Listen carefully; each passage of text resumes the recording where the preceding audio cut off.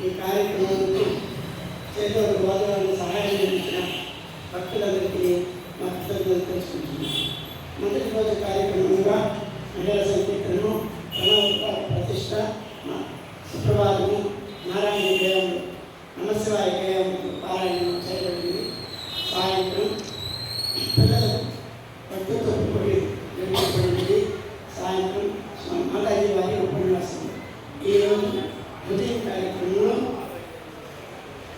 రామాయణంలోని విశిష్ట పాత్రల గురించి ఒక్కొక్కరి రకంగా మాతాజీ చెప్తూ ఉన్నారు. ప్రస్తుతం మాతాజీ వారి గీతోపన్యాసం ఉంటుంది. అది ఒకసారి యమధర్మరాజును కైలాసానికి పోతా ఉన్నాడు. శివుని దర్శించుకోవాలని పోతా ఉన్నాడు. పోయేటప్పుడు చెట్టు పైన ఒక పక్షి కూర్చొని అది చూసినాడు. సరే ఆయన లోపలికి పోయినప్పుడు ఆయన మాట్లాడుతూ ఉన్నాడు. మాట్లాడారయ్యా, భూలోకంలో నేను పోతే అందరూ నన్ను తింటానే ఉంటారు. ఎవరైతే యముడు అనేసి ఎంతైనా రావణాసుడు ఎంత పెద్దోడైనా కూడా కామక్రోధం వల్ల ఎక్కడో ఒక ఇతర ఒక చేత ఆయన మరణం సమానం. కాబట్టి ప్రతి ఒక్కరికి ఏదో ఒక సమయంలో మరణం సంభవిస్తుంది, కాలక్రమేణా జరిగిపోతుంది. అట్లాంటిదని అందరూ యముని చెప్పిన ద్వారా యముడు శివుని అడిగినాడు, ఇట్లా చెప్తారే మనం శపిస్తారు కూడా, కాబట్టి నన్ను దీని నుంచి విముక్తి చేయను. ఆ శివుడు ఒక ప్రవేశాడు. ఈ రోజు నుంచి నిన్ను నీ పేరు చెప్పి ఎవరు చేయగలన్నారు అంటే ఆ పక్షి అయిపోయాడు. ఇంతలో నారాయణ గరుత్మంతుడితో కూడా వస్తాడు. గరుత్మంతుడు బయట వెళ్ళి నారాయణ లోపలికి పోతాడు. నారాయణ పోయేటప్పుడు ఈ గరుత్మంతుడు పక్షిని చూస్తాడు. పక్షి ఏమైతుంది, ఒక దిక్కుగా కూర్చోండి. గరుత్మంతుడు అడగారు, ఎందుకు ఆ దిక్కుగా ఉండవు, ఏం ఇచ్చారంటే అయ్యా నేను కొడుకు యమధర్మరాజు చూసినట్టు. ఇది యమధర్మరాజు చూస్తే కాలం చెల్లించే కదా, దానికి ఏదో శివుడు ఎక్కడ కనబడ్డారు బయటకు చూస్తామని అనేది సాధన పుణ్యం దర్శనం చూస్తే సాధన దర్శనం చేసుకుని నువ్వు అంటే దేవుడిని చూస్తే మోక్షం కలుగుతుంది కదా. నేను కానీ యముడిని చూసినప్పుడు ఏం చేస్తాను లేకపోతే మన యముడు కనబడకుండా ఉండేదానికి ఆయన గరుత్మంతుడు ఆ పక్షి ఎత్తుకుపోయి ఒక చెట్టుతో పెట్టేస్తారు. ఎవడు కనబడదని ఎవడు బయట చూస్తాడు. బయట చూస్తే మా గరుత్మంతుడు ఎంతో ఆయన కనబెట్టాడు. చెట్టుని చూస్తాడు, పక్షి లేదు. అప్పుడు అనుకుంటాడు, ఓహో ఈ పక్షిని ఎక్కడ పెట్టాడని మళ్ళా గరుత్మంతుడు మొహం చూస్తాడు. మళ్ళీ ఏం లేదు, ఆ పక్షి అట్టింది, నేను చూసి భయపడింది కాబట్టి నేను అక్కడ పెట్టేస్తాను దాన్ని. నేను మంచి పనే చేస్తాను. నేను ఈరోజు దానికి కాలేజ్ చెల్లిపోవాల్సింది. ఒకసారి మార్కండేయుడికి చేసినప్పుడు నాకు ఇది ఇక్కడ కైలాసంలో ఈ పక్షికి చేస్తాను ఏమన్నా వస్తుందేమో, నువ్వు మంచి పని చేస్తావు. ఈరోజు ఆ పక్షికి ఆ పాము దగ్గర మనం కాబట్టి ఇక్కడ ఎవరున్నా ఏ రోజు సన్నిధిలో ఉన్నప్పుడు రాసేపన్నా తప్పించుకోవచ్చే కానీ మిగతా టైంలో ఎక్కడికి వెళితే అక్కడ మన కర్మ అనుభవాన్ని అనుభవించాలి. అది ఎవరు తెలుసు. ఇప్పుడు సునామీ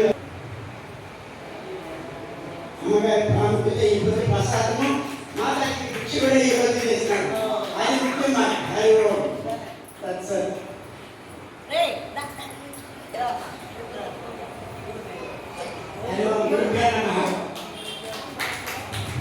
మంచి సేవ చేస్తున్నారు మాట్లాడి. టైం టు టైం వచ్చి బ్యాగ్స్ ఇస్తారు.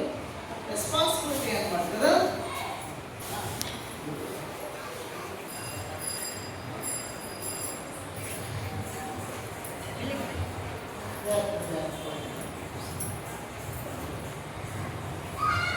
హరి ఓం హరి ఓం. కొద్దిగా రైస్ ఉన్నాడయ్యా, దేవుడున్నాడయ్యా,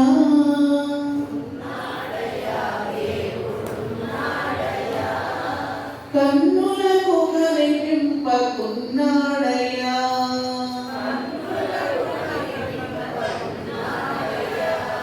కనిపింపకేమి చేస్తున్నాడయ్యా, కనిపింపకేమి చేస్తున్నాడయ్యా, ఉన్నాడయ్యా దేవుడున్నాడయ్యా,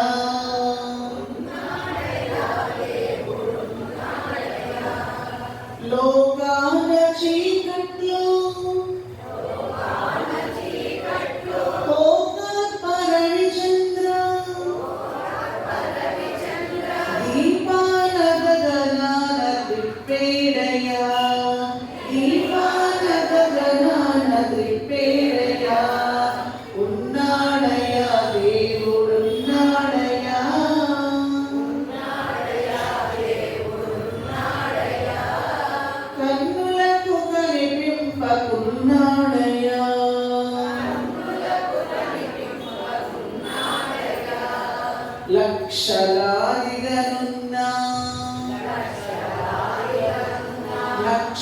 నక్షత్రములనెల్లా నేలరాల్పగమింత నిలిపేడయా ఇంత నిలిపేడయా ఉన్నాడయ్యా దేవుడున్నాడయ్యా ఉన్నాడయ్యా దేవుడున్నాడయ్యా ఈ ధారు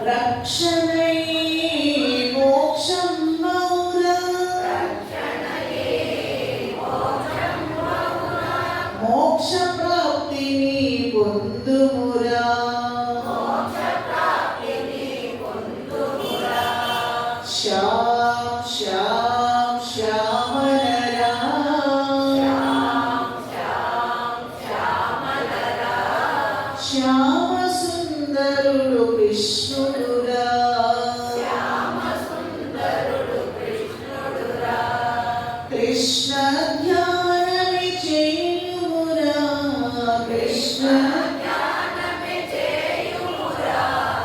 ధ్యానమే గమ్యము చేర్చునురా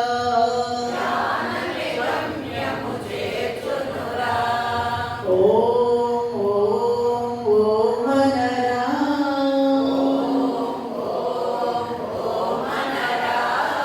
ఓంకారం వే ప్రణవమురా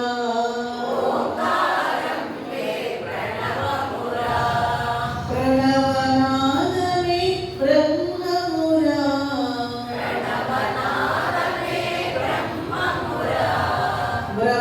బ్రహ్మానందమే చెందుమురా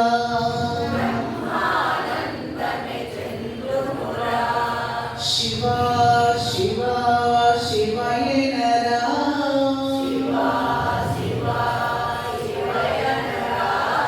శ్రీ పరమేశుని కొలువుమురా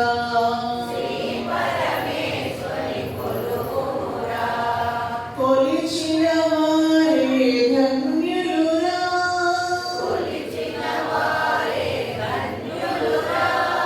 ధన్యుల జన్మని సార్థకమౌరా సార్థకమౌరా ఓం ఓం ఓం మనరా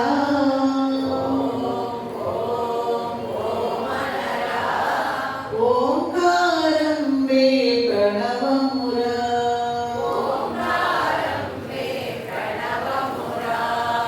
ఓంకారం వే ప్రణవమురా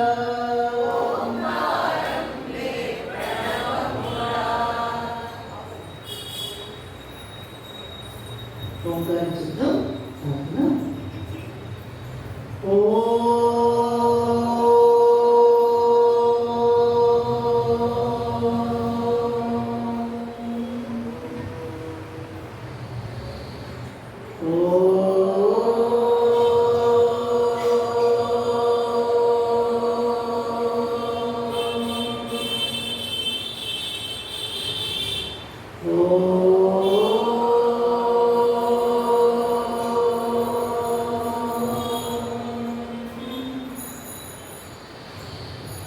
ఓం సహనా భవతు సహనౌ భునక్తు సహ వీర్యం కరవావహై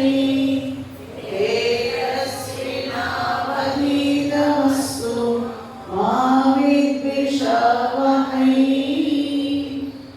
ఓం శాంతి శాంతి శాంతి ఓం గురుర్బ్రహ్మా గురుర్విష్ణు గురుర్దేవో మహేశ్వరః గురురేవ పరం బ్రహ్మ తస్మై శ్రీ గురవే నమః ఓం పార్థాయ ప్రతిబోధితాం భగవతా నారాయణేన స్వయం వ్యాసేన గ్రథితాం పురాణమునినా మధ్యే మహాభారతం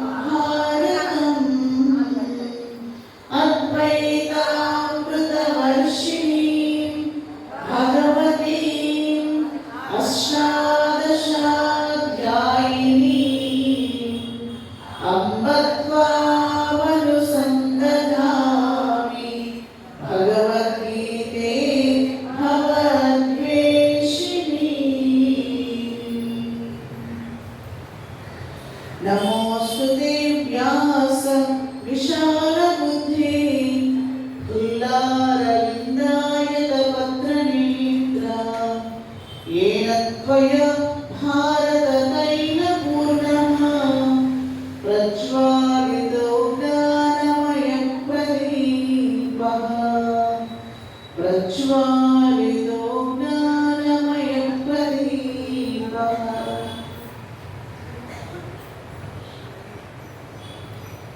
భగవద్గీత 4వ అధ్యాయం 7వ శ్లోకం ఈరోజు చదువుతాను. నిన్నైనటువంటి శ్లోకాలు. యదా యదా హి ధర్మస్య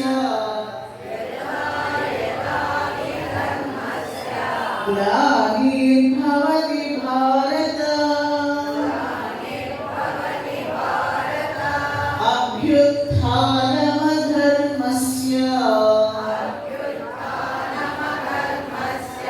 తదాత్మానం సృజామ్యహం పరిత్రాణాయ సాధూనాం వినాశాయ చ దుష్కృతాం ధర్మ సంస్థాపనార్థాయ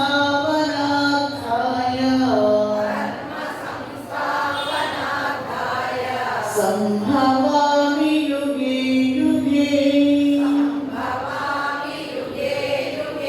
జన్మ కర్మ చ మే దివ్యం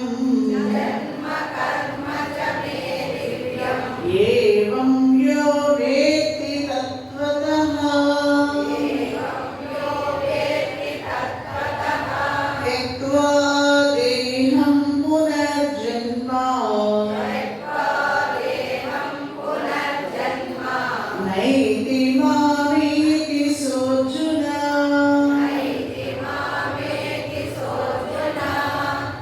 పరమాత్మ యొక్క అవతారం అనేటటువంటిది ఏ విధంగా జరుగుతుంది అనంటే ఇక్కడ యదా యదాని ధర్మస్య గ్లానిర్భవతి భారత అన్నారనమాట. సంభవామి యుగే యుగే అన్నారు తప్ప భవామి యుగే యుగే అనలేదు.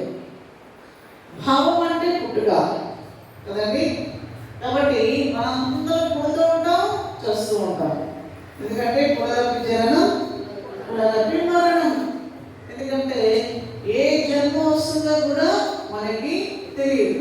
ఇలా చెప్పాలి కదా, పుణ్యాత్ముని దర్శించడం వల్ల, మహాత్ముని సందర్శించడం వల్ల, అలాగే ఏమంటారయ్యా అంటే సత్సంగాన్ని చేసుకునేటటువంటి అదృష్టం ఈ జన్మకి కలగడం వల్ల ఏమవుతుందయ్యా అంటే ఇక మళ్ళా పుట్టవలసినటువంటి అవసరము ఉండదు. అవునా కదండి. ఎందుకంటే నారద మహర్షి వారికి డౌట్ వచ్చింది, స్వామి మహాత్ముని దర్శించడం వల్ల ఏంటి ఉపయోగం అని అడిగాడు. నాయనా నీకు ప్రాక్టికల్గా చెప్తాను నేను. ఏంటంటే నువ్వు ముందుగా తూర్పు దిక్కుకు వెళ్ళు అన్నాడు. వెళితే అక్కడ ఏముందయ్యా అంటే ఒక పేడ పురుగు ఉంది, దాన్ని వెళ్ళి ప్రశ్నించు అన్నాడు. వెళ్ళి పేడ పురుగుని ప్రశ్నించాడు. పేడ పురుగు ఏం చేస్తున్నాయ్యా అంటే నిమిషంలోనే చనిపోయింది అన్నమాట. వెంటనే పరిగెత్తుకుంటూ మనం వైకుంఠానికి వెళ్ళాడు. వెళ్ళిన తర్వాత స్వామి పేడ పురుగు నాకు సమాధానం ఇవ్వలేదు స్వామి అంటే, ఈసారి తూర్పు కాదైనా పడమర దిశ వైపు వెళ్ళు, అక్కడ ఈ సమాధానం దొరుకుతుంది అన్నాడు. వెళ్ళాడు. వెళితే ఒక పాడుపడ్డ దేవాలయం, అందులో అప్పుడే ఒక పావురం ఏమైందని అంటే గుడ్డు పగలగొట్టుకుని చిన్న పిల్ల బయటకు వచ్చింది. ఆ పిల్ల ముఖాన్ని చూశాడు. తల్లి, సత్సంగం యొక్క మహిమ ఏమిటి, సత్పురుషుల యొక్క సాంగత్యం యొక్క ఉపయోగం ఏంటి, దర్శనం చేసుకుంటే ఏమొస్తుంది మహాత్ముల్ని కదా అడిగాడు. పాపం ఆయన పుట్టింది చూశాడు. ఆ గుడ్డులోంచి వచ్చినప్పుడు ఆ పిల్లని చూశాడు. ఆ పిల్ల కూడా ఏం చేసింది, ఆయన వైపు దేనిపారా చూసింది. అంటే కళ్ళు కలిసింది. ఆయనకి బాధ కలిగింది అనమాట. పేడపురుగు చచ్చిపోతే బాధ కలగా, పావులు చచ్చిపోతే కొంచెం ఆయనకి మనసులో బాధ కలిగింది. మళ్ళా కలిగిస్తాడు వైకుంఠానికి. ఏంటైనా నువ్వు అంటే, ఈసారి ఇంకో దిక్కుకి వెళ్ళవయ్యా అన్నాడు. వెళితే అక్కడ అప్పుడే గోమాత ప్రశ్నిస్తూ ఉంది. ఆ గోమాత మరి ఎవరో సంరక్షణలో ఉంటుంది కదా గోమాత. భయపడ్డాడు. ఈ గోమాత కూడా ఏమైతే యజమాని వచ్చి నాకు ఖచ్చితంగా కూడేస్తాడని ఆయన ఏ టైంలో వెళ్ళాడు. కరెక్ట్గా అప్పుడే అలా ప్రశ్నిస్తూ ఉంది. గోమాత బిడ్డను అడిగాడు, గోవత్సాన్ని తల్లి ఏమిటమ్మా ఉపయోగం అని అడిగాడు. అంటే గోమాత వత్సం కూడా అలా స్వామి చూస్తుంది. వదిలేసింది ప్రాణాన్ని. భయం వేసింది ఈసారి అయినా నాకు సమాధానం దొరుకుతుందా స్వామి, అందరూ చనిపోతున్నారు అంటే ఈసారి ఖచ్చితంగా నీకు సమాధానం దొరుకుతుంది. ఈ మెడివేట్ పడాలంటే భయం వేసింది. ఎక్కడయ్యంటే మహారాజు కొలువు ఏకంగా. అయ్యో బాబోయ్, మహారాజు ఎలా ఉంటారయ్యా అంటే మహాత్ములుని చక్కగా వారిని సత్కరించడం వాళ్ళ చేతిలో ఉంటుంది, కత్తి పెట్టి పేరు కోసేయడం కూడా వాళ్ళ చేతిలో ఉంటుంది కదా. భయపడ్డాడు. మహారాజు ఇప్పుడే ప్రశ్నించింది, స్వామి మా అదృష్టం, మీరు పరిగెత్తుకుంటూ కరెక్ట్ సమయానికి అందించారు, ఎంతటి మహాత్మాగి కదా మాకు అని ఆ బిడ్డని తీసుకొచ్చి ఎవరి చేతిలో పెట్టారండి. ఈయన గజ గజ గజ గజ వణుకుతాడు ఆయన. మహారాజు మహారాణి భార్య ఇద్దరు కూడా పాపం తాంబూల దేవుడి కోసం రూపుడైకి వెళ్ళారు. ఇదే అతనికి భయం వేస్తుంది ఆయనకి, మళ్ళీ ఈ ప్రాణం కూడా కుట్టుకుంటుందేమో అని భయం వేసి, బాబు నాయన వత్స ఏంటి నాయన మహాత్ముల సందర్శన వల్ల వచ్చి ఉపయోగం ఏంటి అని కానీ భయపడుతూ అడిగాడు. దానికి పక్క పక్క పక్క పక్క పక్క అవుతుంది అనమాట. శిష్యు నారద మహర్షి గారిగా అది మాట్లాడడం మొదలుపెట్టింది. పుట్టగా ఎవరైనా మాట్లాడతారు, అది ఎవరో వేదవేశ్వరు శుభయోగీతులు అయితే తప్ప మిగతా వాళ్ళు ఎవరైనా పుట్టగా మాట్లాడతారా, ఏడుస్తారు పాపం. అంతేగాని శిష్యుడు నవ్వుతూనే మాట్లాడేస్తుంది. వెంటనే తండ్రి నీ దర్శన భాగ్యము పేడపూర్గా ఉన్నప్పుడు దొరికింది నాకు. వెంటనే ప్రమోషన్ చేసింది నాకు. దేనికి? పౌర్ణమి యొక్క జన్మ వచ్చేసింది. అక్కడ కూడా నన్ను వెతుక్కుంటూ వచ్చావు. నేను ఎందుకంటే ఆ జన్మలో కూడా నన్ను నీ దర్శన భాగ్యం నాకు కలిగించావు. సరే, అక్కడ నుంచి వెంటనే ఇంకా జన్మ నుంచి విముక్తి వచ్చేసింది. మరి అతి శ్రేష్టమైనటువంటి గోమాత యొక్క జన్మ నాకు లభించింది. అక్కడ కూడా తమ యొక్క దర్శన భాగ్యం నాకు కలిగింది. వెతుక్కుంటూ వచ్చినందుకు ఎంతో ధన్యవాదాలు తెలుపుతున్నాను. ఎందుకంటే ఆ జన్మ నుంచి మరి విముక్త ఇప్పుడు మహారాజు కొడుకుగా పుట్టేశాను.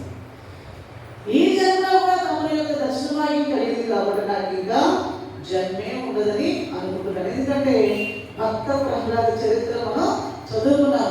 ఎక్కడండి?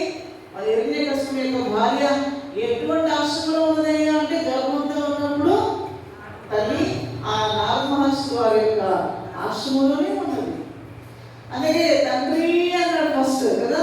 చదివించేనను గురువులు చదివింది ధర్మార్థ ముఖ్య శాస్త్రంబులు, నీ చదివినవి గలవు పెక్కులు, చదువులలో మర్మమెల్ల చదివింది తండ్రి అంటే పోగిపోయాడు. అబ్బాబ్బాబ్బా, నేను ఎప్పుడు కూడా ఇలాంటి విషయాన్ని వినలేదు. చదువుల్లో మర్మాన్ని చదివిస్తావా? చూసావా నా కొడుకు అంటే అనుకున్నాడు ఆయన. ఏ మర్మాన్ని చదివారా నాయన అని అడిగాడు పాపం కదా. అదే అంతా పోగిపోయాడు. ఒళ్ళో కూర్చోబెట్టుకున్నాడు. తర్వాత లీలావతి పాలు తీసుకురా అన్నాడు. అంటే పిల్లవాడు అన్నాడు, తండ్రి పాలు మీరు తాగండి, గురువర్యులకు ఇవ్వండి, నేను తాగకపోయినా పర్వాలేదంటే అబ్బబ్బా ఏమి వినయమో, ఏమి సంపద, గురువర్యుల ముందు సత్కరించుకుంటున్నాడు. తండ్రికి నాకు ఎంత గౌరవాన్ని ఇస్తున్నాడు. ఏం పెద్దవారని అయినా ప్రహ్లాద, అందరికీ ఆనందాన్ని ఇచ్చేటటువంటి ఓ ప్రహ్లాద, నువ్వు కరెక్ట్ పేరు పెట్టావురా నాయన నారద మహర్షి. ఎందుకంటే డైరెక్ట్ వస్తాడు నారద కూడా. చండామార్గులు కూడా వచ్చారు వాళ్ళ గురువు గారు. నారద మహర్షి చూస్తున్నారు అనమాట. ఇప్పుడు ఏం చెప్తాడో చూద్దాం వాళ్ళ నాన్నగారు. ఎందుకంటే కడుపులో ఉండగా మొత్తం విష్ణు ధ్యానము, తర్వాత భగవంతుని యొక్క సర్వవ్యాపకత్వాన్ని ఆయన బోధించేశాడు అనే కదా. ఏం చెప్తాడని ఈయనకి ఒక క్యూరియాసిటీ అనమాట. ఎవరికండి? నారద మహర్షి వారికి. ఎందుకంటే ఉంటే మామూలు చదువులని చెప్పారు. ఋగ్వేదము, యజుర్వేదం అవధార్య, ఋగ్వేదం అవధార్య అనుకుంటూ అన్ని వేదాలు ఆల్మోస్ట్ పట్టేశాడు. కానీ వేదాల్లో ఉండేటువంటి విషయాన్ని చెప్పడం లేదు. మరి ఏ మర్మాన్ని నేర్చుకున్నావయ్యా అని అంటే, నేను ఇంగ్లీష్ చదివాను, మ్యాథ్స్ చదివాను, సోషల్ చదివాను, సైన్స్ చదివాను, ఎంబీబీఎస్ చదవాలంటే ఏ సబ్జెక్ట్ చదవాలని కూడా ఆయన ప్రశ్నలన్నీ వేయాల. ఏమన్నాడయ్యా అంటే, చూడండి, ఎల్ల శరీరధారులకు ఇళ్లను చీకటి లోపల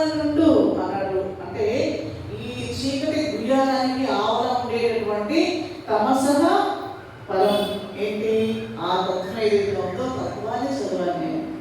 అలాగే మందార మకరంద మాధుర్యమునదే మధుపొంగుని మదనములకు నిర్మల మందాకిని వీచికలదు రాయం చచనునే తరంగిణులకు. అంటే ఈ ఆనందంలో సత్సాంగత్యాన్ని కోరుకునేటువంటి వాళ్ళు అందరూ సత్పురుషుని యొక్క, విరాట్ పురుషుని యొక్క, భగవంతుని యొక్క సచ్చరిత్రని వినడంలో ఆనందాన్ని పొందినటువంటి వాళ్ళు సినిమా హాల్కి వెళ్ళి కూర్చుంటారా? తర్వాత ఊరికే ఏమంటారు అంటే ఉత్పత్తి మాటలు మాట్లాడేటటువంటి వాళ్ళ దగ్గరికి వెళ్ళి కూర్చుంటారా? అనవసరమైనటువంటి విషయాలలో తల దూరుస్తారా? వాళ్ళకి ఇష్టం కూడా ఉండదు. అవునే కదా? భజన బాగా అలవాటు అయిపోతే చక్కగా ఆ ఆనందం ఎంత బాగుంటుందో భజన చేసేవాళ్ళు అర్థం అవుతుంది కదండి. చిన్నప్పటి నుంచి కూడా నామ సంకీర్తన అనేటటువంటిది అలవాటు అయిందంటేనండి ఇంకా వాళ్ళు వేరే విషయాల గురించి మాట్లాడు. కాకపోతే కథలు, ఆ వాళ్ళేంటి వీళ్ళేంటి, ఈ తోడుకోవడం ఆ తోడుకోవడం, ఇవన్నీ ఏవి వాళ్ళకి ఇష్టం కూడా ఉండదు. గమనం వస్తుంది. అవునే కదండి? అదే మనం సత్సంగంలో ఒక గంట అలా కూర్చున్నాము అంటే ఎంత హాయిగా ఉంటుంది కదా. శ్రీమద్ భాగవతం వింటుంటే ఎంత హాయిగా ఉంటుంది కదా. అందుకే అన్నాడనమాట, పూర్ణేందు చంద్రికా స్ఫురిత చకోరకంబు అరగుని సాంద్ర విహారములకు అంబుజోదర దివ్య మానరవింద చింతనామృతమాన విశేషమత్త చిత్తము ఏ రీతి ధరంబు చేరనీచు విరుద గుణశీల మాటలు వేయునేలా అన్నాడు. విష్ణు అనేసరికి ఎక్కలేని కోపం వచ్చేసింది. అవునా? ఆయన అన్నాడు, విష్ణు ఏంటయ్యా ఆ బ్రహ్మగారిని వెళ్ళి నమస్కారం చేయి, కావాలంటే రుద్రుడైనా కూడా నమస్కారం చేయి. ఆ విష్ణు ఉన్నాడే వాడు ఒక పెద్ద దొంగ అన్నాడు. ఎవరండి? హిరణ్యకశిపుడు. ఈయనేమన్నాడు, తండ్రి నేను పనిలో అయినా నిద్రలో అయినా మర్చిపోతానేమో కానీ విష్ణునామ స్మరణ నువ్వు 24 hours కూడా నువ్వు విష్ణు విష్ణు ఆ శత్రువు ఎట్టున్నాడు, వాడేట్టున్నాడు అనుకుంటూ అసలు నువ్వు మర్చిపోవడానికి కూడా అవకాశం లేదు. నిజం చెప్పాలంటే నాకన్నా నువ్వే గొప్ప భక్తుడివి, ఆ విషయం నీకు తెలియట్లేదు అన్నాడు. ఎంత చిన్నపిల్లవాడు, 5 ఏళ్ళ అబ్బాయి, అంత పెద్ద ఆకారం కలిగినటువంటి ఆ హిరణ్యకశిపుని ఎదిరించాడంటే ఎంత గట్స్ ఉండాలో ఆలోచించండి, ఎంత ధైర్యం ఉండాలో ఆలోచించండి. అంటే ఆ నరసింహావతారం వచ్చినప్పుడు అంటే నిజంగా ఊహించడం లేదు. ఓ పక్కేమో ఈ జంతువు యొక్క తలకాయ, కిందేమో మరి మానవ శరీరం. ఆయనకి ఉద్ధృతమైనటువంటి కోపం వస్తూ ఉంటే దేవతలు, నారదులు, ఆఖరికి లక్ష్మీదేవి కూడా ఇంట్లో తండ్రికి విపరీతమైన కోపం వస్తుంది. బాధ్యతండి తండ్రికి వెళ్ళాలంటే కూడా బాబాయ్ ఊపిలో వెళ్ళాలంటే ఒక్కడే వేస్తాడు, బొమ్మ మీద కానీ దవడ మీద కానీ ఇప్పుడు దగ్గరికి వెళ్ళకూడదని అనుకుంటుంది. అలా కోపం ఉన్నప్పుడు ఏం చేయాలో అర్థం కాలేదంట, కోపం చేస్తుంది అనమాట. పేగుని పీకి పడేశాడు. తెలుసు కదా మీకు? అప్పుడు వేరే వాళ్ళకి వరకు ఆలోచన వచ్చిందట. ఏంటంటే చిన్నప్పుడు అంటే ఒక టెక్నిక్ అనమాట. మీకు కూడా యజమానికి కోపం వస్తే లేదా యజమానురాలకి విచిత్రమైనటువంటి ఆవేశం వస్తే చిన్న పిల్లలతో వాళ్ళ పిల్లలు మన వేరే పిల్లలు కదండి, వాళ్ళ పిల్లల్ని కొంచెం నానా నానా నానా అంటే కొంచెం శాంతి అయిపోతారు. ఓం శాంతి అంటే ఎలా అయితే శాంతి అయిపోతారు. వాళ్ళ కోపం అంతా తక్కువ తెచ్చుకున్నటువంటి కోపం ఏమవుతుందయ్యా అంటే నెమ్మదిగా శాంతి. ఆ పిల్లలు చూస్తేనే శాంతి కలుగుతుంది అన్నమాట. వెంటనే ప్రహ్లాదుడు నరసింహస్వామి యొక్క ఆ యొక్క స్తోత్రాన్ని పాడిన తర్వాత ఆయన కోపం అలా అలా అలా అలా శాంతింప చేసుకున్న తర్వాత ఆయన మళ్ళా పట్టాభిషేకం జరిగిందనమాట. అంటే ఒక రాక్షసుడైనప్పటికీ కూడా సత్సాంగత్యం వల్ల ఎంతటి మహత్తు కలుగుతుందో మనకి చూపించినటువంటి చరిత్రే భక్త ప్రహ్లాద చరిత్ర. నచికేత యొక్క చరిత్ర కూడా ఉంది మనకి. ఎక్కడ అంటే కఠోపనిషత్తులో చెప్తారు. ఏ ప్రశ్నలు వేస్తాడు ఆయన యమధర్మరాజుని. ఆయన ఎన్ని ప్రలోభాలు పెడతాడు. అయినా కూడా నేను కరెక్ట్ పర్సన్ దగ్గరికి వచ్చాను, మళ్ళా మళ్ళా రావాలంటే నాకు కుదరదు. మృత్యుకు సంబంధించినటువంటి సరైనటువంటి జ్ఞానాన్ని బోధించేటటువంటివి సద్గురువు నీకన్నా ఇంకా ఇచ్చినటువంటి గురువు నాకు ఈ ప్రపంచంలో దొరకరు. వచ్చిన అవకాశాన్ని నేను ఎందుకు వినియోగించుకోకూడదు? కాబట్టి నాకు మృత్యు గురించే చెప్పాలి. నాకు ఈ వరాలొద్దు, ఈ ప్రపంచం వద్దు, నాకు ఏమి వద్దు. అంతటి దృఢమైనటువంటి ప్రయత్నం ఎవరిలో ఉంది అంటే చిన్న బాలుడు నచికేతుడు కూడా 5 ఏళ్ళ వాడే, ధ్రువుడు కూడా 5 సంవత్సరాల వాడే, ప్రహ్లాద కుమారుడు కూడా 5 సంవత్సరాల వాడు. అంటే ఎంతటి విచక్షణ జ్ఞానం ఉంది అని మనం అర్థం చేసుకోవాలి కదా. అందుకే ఇక్కడ ఏం చెప్పాలి అంటే, ఇక్కడ భవము అంటే సామాన్యమైనటువంటి వ్యక్తి పుట్టడం పెద్ద రోగం అంట. మాకు ఏ రోగాలు లేవండి, దేవుడి వల్ల మాకు షుగర్ లేదు, బీపీ లేదు, ఏ రోగం లేదు. మాట తినేవాళ్ళు ఏదైతే పలువురు కొట్టుకోవడానికి ఈ భావం అనేటువంటి రోగం ఉంది కదా, ఇది చాలంట. ఎందుకంటే పుట్టాం కాబట్టి కదా రోగాలన్నీ వచ్చాయి.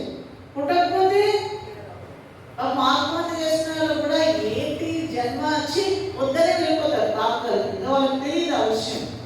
లేదైనా ఉన్నటువంటి అవకాశాన్ని మనం ఉపయోగించుకొని దీని నుంచి ఇంకా మళ్ళా ఈ జీర్ణమైనటువంటి శరీరంలోకి మళ్ళా రాకుండా ఉండడం కోసము నేను ప్రయత్నం చేయాలనేటువంటి విషయాన్ని వాళ్ళు గుర్తించుకుంటే జన్మలో ఈ యొక్క అవకాశాన్ని వాళ్ళు ఉపయోగించుకుంటారు తప్ప నాశనం తీస్తారు.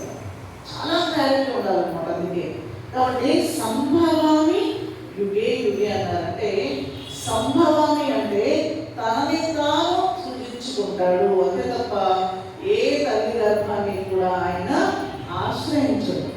అందుకే దేవకీ పరమానందం కృష్ణం వందే జగద్గురు అంటే మమ్మల్ని తల్లి చూడండి కొన్ని వేల కోట్ల నరాలన్నీ కూడా ఎంతో అలసిపోతాయట, ఎముకలన్నీ కూడా నుంచి అయిపోతాయట. ఒక బిడ్డని ప్రసవంలో చేయాలి అంటే ఒక తల్లి అనేక వేల కోట్ల ఈ ఎముకలన్నీ కూడా మళ్ళా తిరిగి పునర్జన్మైతుందంట ఒక తల్లి.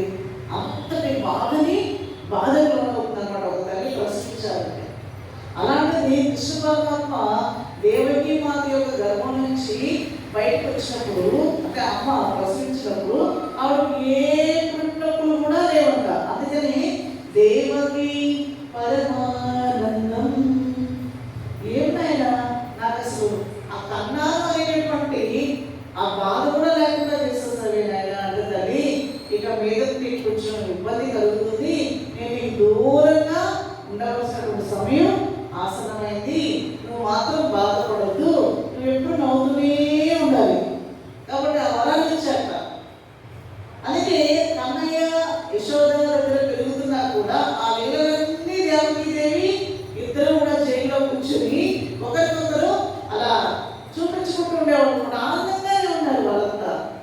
తర్వాత మళ్ళా చూడండి, స్వామి కంసుడిని విజయించిన తర్వాత మొట్టమొదటిసారిగా ఎక్కడికి వెళ్ళారు అయ్యా అంటే తల్లిదండ్రులు చెరసాలకి వెళ్ళారు. ఫస్ట్ వెళ్ళి ఒక అవతార పూర్తిగా ఉన్నటువంటి స్వామి అయినప్పటికీ కూడా, అమ్మా నాన్న నన్ను క్షమించండి, ఇంతవరకు మీకు సేవ చేసుకునేటటువంటి భాగ్యాన్ని నేను కోల్పోయాను, నాకన్నా దురదృష్టవంతులు ఈ ప్రపంచంలో ఎవరు ఉండరు అంటే ఒక అవతార పూర్తిగా ఉన్నప్పటికీ కూడా ఒక కొడుకు యొక్క బాధ్యతని అయినా నిర్వర్తించారు. చూసారా, అది మనకి మన సంస్కృతి నేర్పించేది.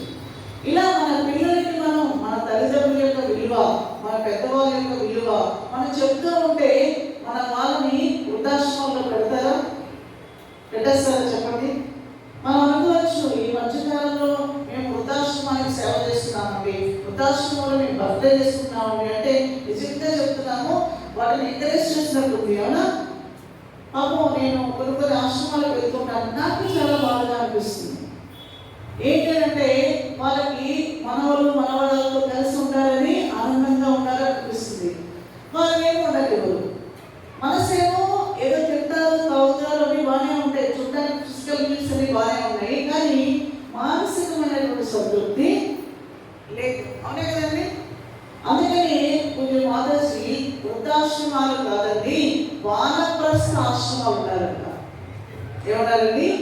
వానప్రస్థ ఆశ్రమాలు ఉంటారు. ఎందుకంటే చరమాంకంలో అంటే 60+ తర్వాత హాయిగా చదువుకుంటూ మనవరు మనవరాలంటే ఆనందంగా ఉంటుంది. వాళ్ళ బాధ్యతని వాళ్ళకి చక్కగా ఏర్పాటు చేసి వాళ్ళని ఎక్కువ శాతం డిపెండ్ అవ్వకుండా హాయిగా చదువుకుంటూ సత్సంగంలో కూర్చుంటూ సద్గ్రంథ పఠనం చేసుకుంటూ జపం చేసుకుంటూ లిఖిత జపం కావచ్చు లేదా నామజపం అంటే ఈ యొక్క పెదవులతో కానీ మానసికంగా కానీ వాక్ రూపంలో కానీ జపం చేసుకుంటూ ఆనందంగా ఉండడమే వానప్రస్థ ఆశ్రమం అంటే.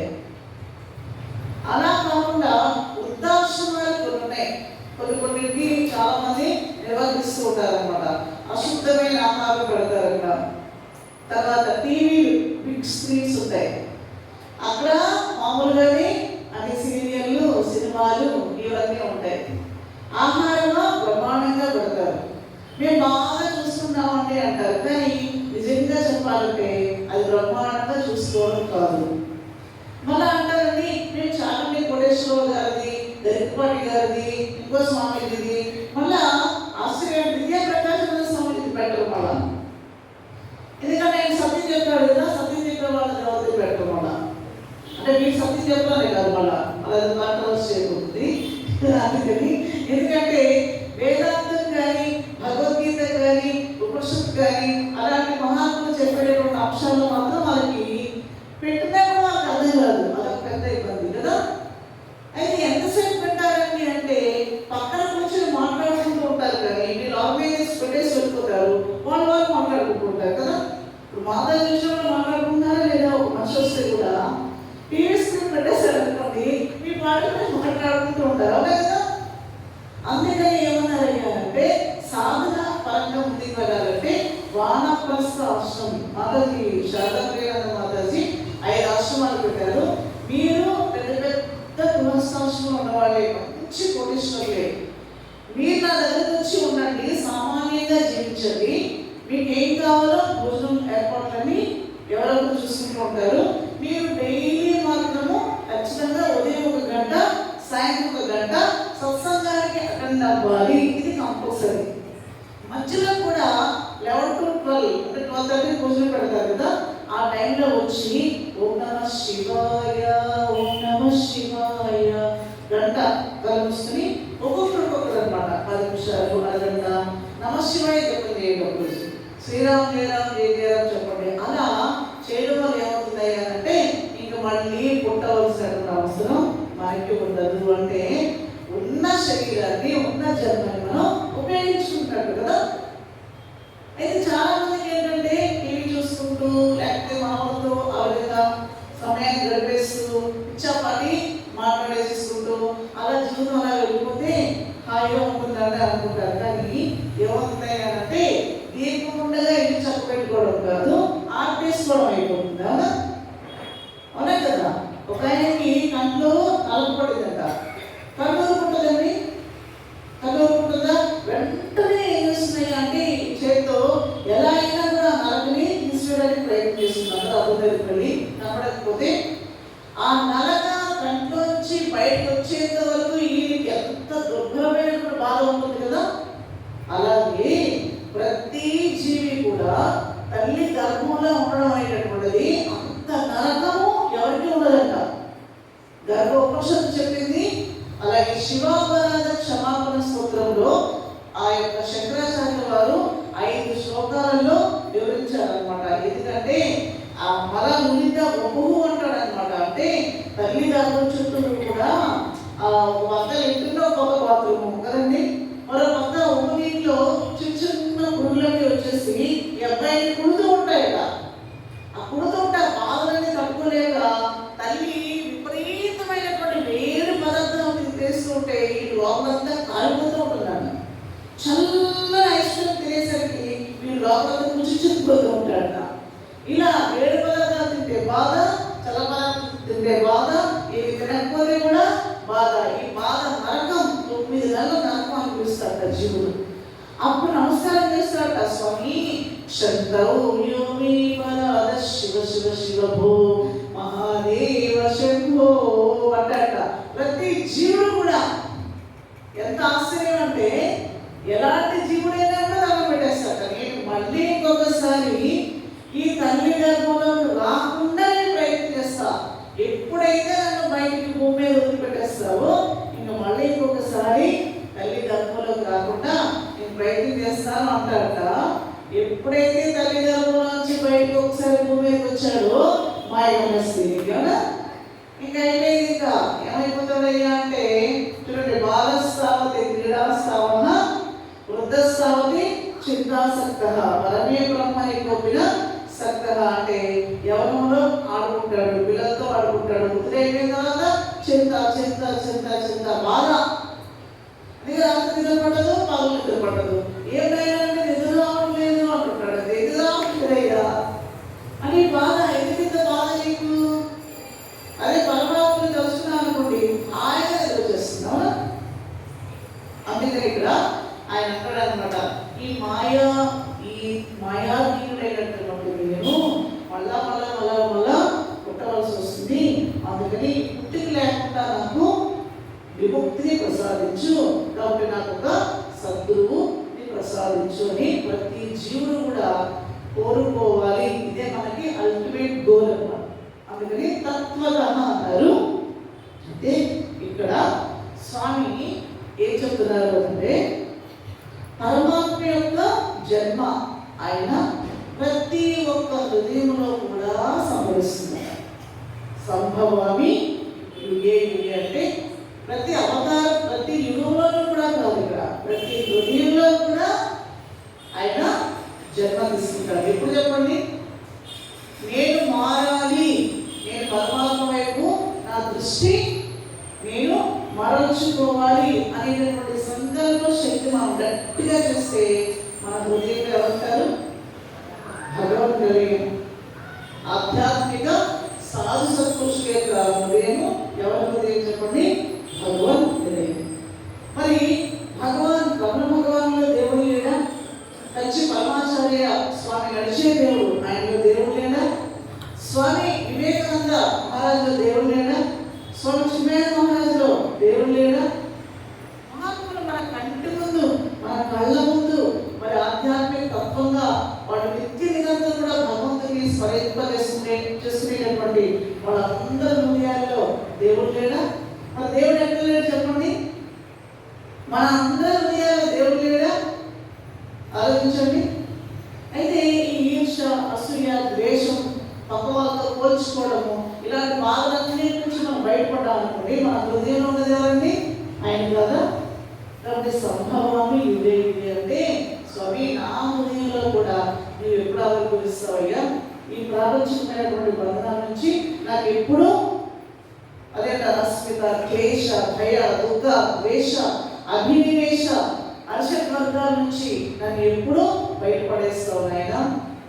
కాబట్టి ఇంకా ఇంకా ఇంకా ఈ బాధలు, ఇంకా ఇంకా ఈర్ష, ఇంకా ఇంకా పోల్చుకోవడం, ఎంత ఆధ్యాత్మికంగా అన్ని వింటున్నా కూడా ఇంకా వాళ్ళ మీద వీళ్ళ మీద మనకి ఆ పోల్చుకునేటటువంటి విధానం ఉంటుంది చూసారా? అంటే మనం ఇంకా ఎదగడం లేదు, వింటున్నా కూడా మన హృదయం ఇంకా మారడం లేదు. ఆధ్యాత్మికంగా మంచి పేరుంది కానీ ఈర్ష ఉంది. అప్పుడు ఏమవుతుందండి? దానివల్ల ఎదుగుదల ఉంటుందా? దానివల్ల ఏదైనా ఉపయోగం ఉంటుందా? ఏ ఉపయోగం కూడా ఒక నిర్వయోగం అన్నమాట.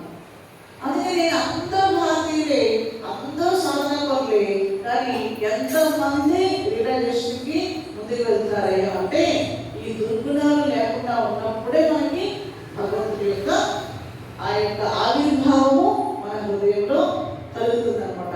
ఆ ఆవిర్భావం కోసం మనం ఎదురు చూడాలి. కాబట్టి సంభవామి యుగే యుగే కాదు, యుగం అంటే క్షణం అని కూడా అర్థము. ఏ క్షణంలో గౌతమ ఋషికి అంటే గౌతమ బుద్ధుడు అంటారు చూసారా?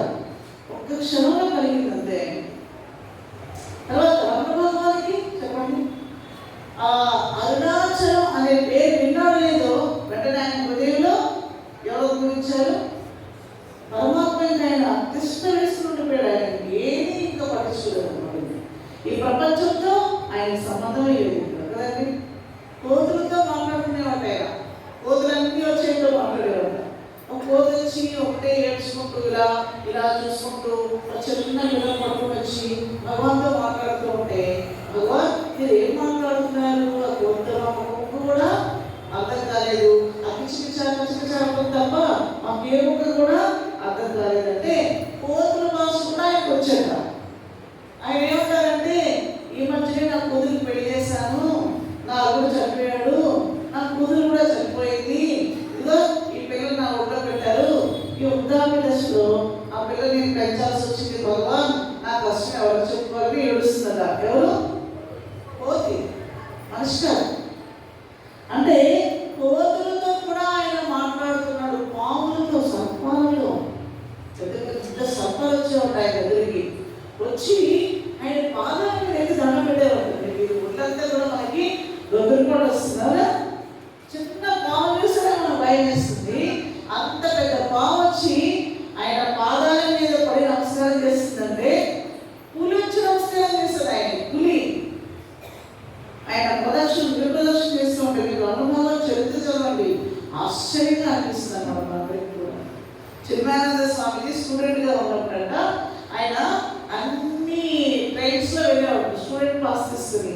ఆయనకి మరి పూజల యొక్క ఆ స్మృతులు ఉంటారు చూసారా, ఆయన దేశ విదేశాలన్నింటిలో కూడా ఎక్కడ ఏముంది, ఎవరెలా మాట్లాడతారు, ఎవరెలా భోజనం చేస్తారు, వాళ్ళ ఆహార పదార్థాలు ఏంటి అన్నీ తెలుసుకుని ఆయనకు ఒక ఇంట్రెస్ట్ అనమాట. అది క్యూరియాసిటీ అంటారు. అలా అరుణాచలం రాగానే ఆ కొండ ఆయన అట్రాక్ట్ చేస్తుంది కదా, పరిగెత్తుతున్నటువంటి ట్రైన్లో ఫాస్ట్గా వెళ్ళేటువంటి వెంటనే దూకేశాడంట. ఆయన దూకేసి రావడం మిట్ట మధ్యాహ్నం వేళ ఒక గుహ ఆయన అట్రాక్ట్ చేస్తుందంట. ఆ గుహలో వెళ్ళిపోయి కూర్చుని లోపల వెళ్ళగానే చుట్టూ చెట్లు ఉంటుంది కదా, మామూలు గుహ అంటేనే మనకి. సేపు అయిన తర్వాత ఒక చోట కూర్చున్నట్టు ఆయన కొంచెం ఒక 5-10 నిమిషాల తర్వాత గుహలో ఏముందో కనిపిస్తుంది కదా, అందరూ ధ్యానం చేసుకుంటున్నారు. ఇంట్రాప్ సైలెన్స్ ఉంటే ఎప్పుడు మాట్లాడలేదు కదా. ఈయన కూర్చోడం ఎవరి దగ్గర కూర్చున్నారు? అంటే ఒక పెద్ద బండ ఒక పాదాల దగ్గర కూర్చున్నాడు. ఆ పాదాలు ఎవరిలో కాదు, రమణ భగవాన్ అనమాట. ఆయన వెళ్ళడం లేదు, ఎవరి పాదాల దగ్గర కూర్చున్నారు చూడండి, భగవాన్ పాదాల దగ్గర కూర్చున్నాడు. భగవాన్ ఇలా పైకి వచ్చి ఆ చీకటి గుహలో ఆయన కళ్ళు మెరుస్తున్నాయట. ఆ కళ్ళతో చిన్న స్వామిని అలా చూశారు. ఆయన పైకి ఇలా చూసరికి మరి స్పర్శ దీక్ష ఇచ్చాడేమో కళ్ళ ద్వారా, ఎవరికి తెలుసు. వెంటనే వీరికి హిప్నటైజ్ చేసినట్టు అయిపోయిందంట. అంటే ఆయన తనని వశం చేసినట్టు అయిపోయిందంట. అయిపోతే అమ్మో ఈయన ఎవరో సంథింగ్ వేరే ఉన్నాడు, నన్ను ఏదో చేయబోతున్నాడు, కాబట్టి ఇక్కడ ఉండడం చాలా ప్రమాదకరమని తక్కువ వేసి వెళ్ళిపెట్టాను బయటికి. ఆ తర్వాత ఉపదేశసారమని భగవాన్ తెలుసిన ఆయన ఒక గ్రంథం రాశారనమాట. 30 శ్లోకాలు ఉంటాయి. ఇప్పటికీ కూడా అరుణాచలంలో రుద్ర నవక శతకాలు పారాయణ చేస్తారు, ఉపదేశాలు పారాయణ చేస్తారట. ప్రాప్యతే ఫలం కిం కర్మ కిం పరం కర్మ తజ్జడం కృతి మహోదధౌ పతన కారణం హరమ శాశ్వతం గతి నిరోధకం. ఇలా 30 శ్లోకాలు ఉంటాయి. ప్రతిరోజు పారాయణ చేస్తారు, ఉపదేశాలు. ఎందుకంటే భగవానే రాస్తారు, ఓకేనా, భగవానే రాస్తారు. అయితే ఆ స్వామి Ramana is a pure consciousness, భగవత్ చైతన్యమే రమణ భగవానుడు అని రాసి ఒకప్పుడు ఈ చిన్మయానంద బాలకృష్ణ మీనంద ఉండేవాడు. వీడికి కళ్ళతో దీక్ష చేశాడు. కానీ ఆ సమయంలో ఆ బాలకృష్ణ మీనంకి రిసీవ్ చేసుకునేటటువంటి కెపాసిటీ ఇంకా అర్హత ఇంకా సంపాదించుకోలేకపోయాడు. తర్వాత నాకు అర్థమైంది. తెలుసుకునే స్వామి వివేకానంద వారికి కూడా స్పర్శ దీక్ష ఇచ్చారు స్వామి పరమహంస వారు. అప్పుడు కూడా ఆయన నాకు ఇంట్లో నా అమ్మ నాన్న నా ఫ్యామిలీ ఉంది, మీరేమిటి నన్ను ఇలా చేస్తారన్నాడు. తర్వాత అర్థమైందంట, నా గురుదేవుడు ఆ రోజే నాకు దీక్ష ఇచ్చారు, కానీ తీసుకునేటప్పుడు అర్హత నాకు ఆ రోజు కలగలేదు, ఇప్పుడు కలిగింది అన్నాడు అనమాట స్వామి వివేకానంద వారు కూడా.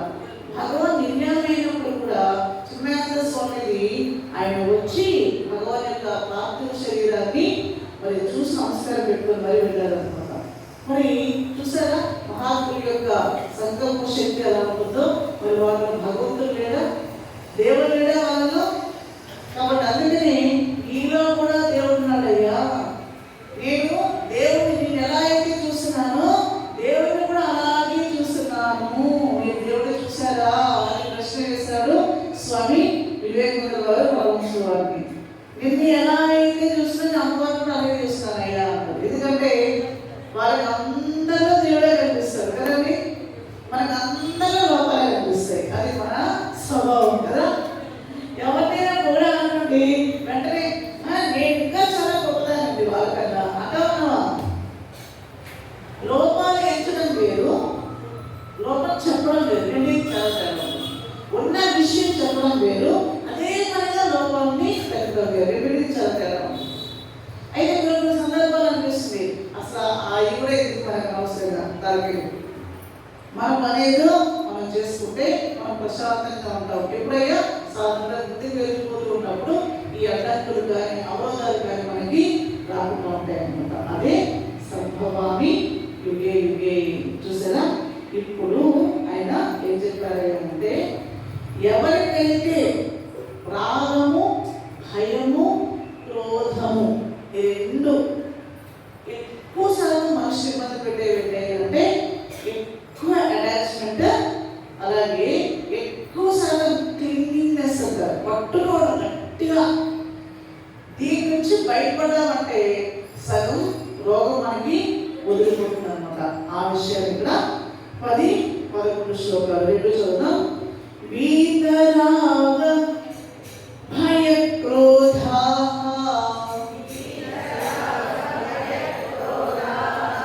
మన్మయా మాముపాశ్రితా బహవో జ్ఞాన తపసా భూతమద్భావ మాగతాః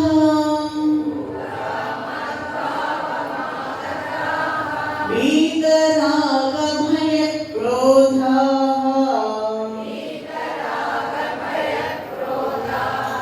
మన్మయా మాముపాశ్రితాః బహవో జ్ఞాన తపసా భూతమద్భావ మాగతాః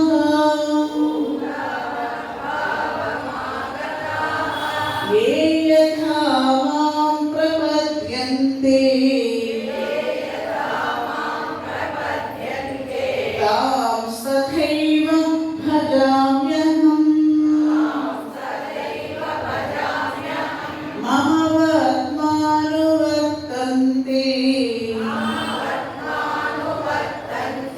మనుష్యాః పార్థ సర్వశః ఏ యథా మాం ప్రపద్యంతే తాం తథైవ భజామ్యహం మమ వర్త్మానువర్తంతే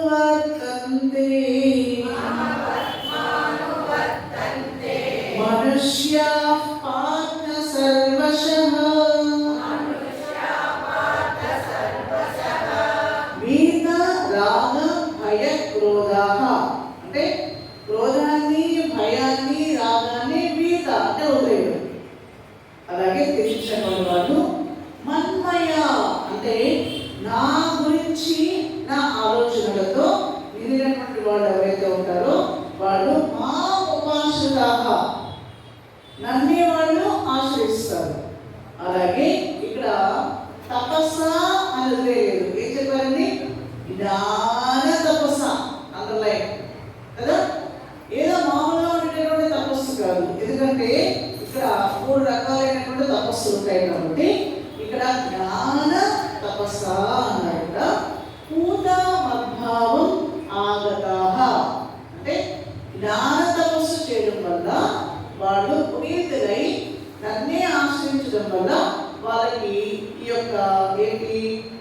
ఇక్కడ వీత రాగ భయ క్రోధ. రాగం నుంచి, భయం నుంచి, క్రోధం నుంచి వాళ్ళు బయటపడిపోతారు. కాబట్టి సాధనకి అవరోధాలు ఏమిటంటే భయము, రాగము, క్రోధము. తపస్వి అయినటువంటి విశ్వామిత్రుడు ఆయన ఎన్నిసార్లు తపస్సు చేసి చేసి చేసి చేసి ఒకసారేమో కామానికి లోనైపోయాడు, ఒకసారేమో అతిశయోక్తికి లోనైపోయాడు, అతిశక్తి స్వర్గం, ఇంకోసారేమో క్రోధానికి లోనైపోయాడు. అంటే ఆయన ప్రకటించింది అనమాట, ఏదో ఒక సందర్భంలో ఏదో ఒక ఆవేశం. మనం కూడా చూడండి, ఒక్కొక్కసారి తెలియకుండానే కోపం చేస్తున్నాయి. అలాంటి సిచ్యువేషన్స్ వచ్చేస్తాయి. మనకి గట్టిగా అలవాల్సి వస్తుంది, లేకపోతే వేరు మాట గట్టిగా అలవాల్సి వస్తుంది. అప్పుడు మళ్ళా ఏంటో ఆయన నాకు ఇలాంటి సిచ్యువేషన్స్ వస్తున్నాయి. ఈ చుట్టుపక్కల వాళ్ళ ఆరా ఉంటుంది అక్కడ, కొంతమంది ఆరా ఉంటుందండి. కొంతమంది చూస్తే ప్రెజెంట్ ఉంటుంది, మీరు బాగా చూస్తారు మీరే. కొంతమంది చూస్తే ఆలోచన వచ్చేస్తుంది మనకి, ఎందుకంటే వాళ్ళ ఆరా మన మీద వాళ్ళు పనిచేస్తుంది. అందుకని చాలా జాగ్రత్తగా ఉండాలట ఆధ్యాత్మిక సాధకుడు. ఎక్కడికి వెళ్ళాలి, ఎవరితో మాట్లాడాలి, ఎవరు మన చుట్టుపక్కల ఉండాలి, ఎలాంటి ఆహారాన్ని మనం స్వీకరించాలి, ఇలాంటివన్నీ మన సాధన మీద భలే ఎఫెక్ట్ చూపిస్తాయి.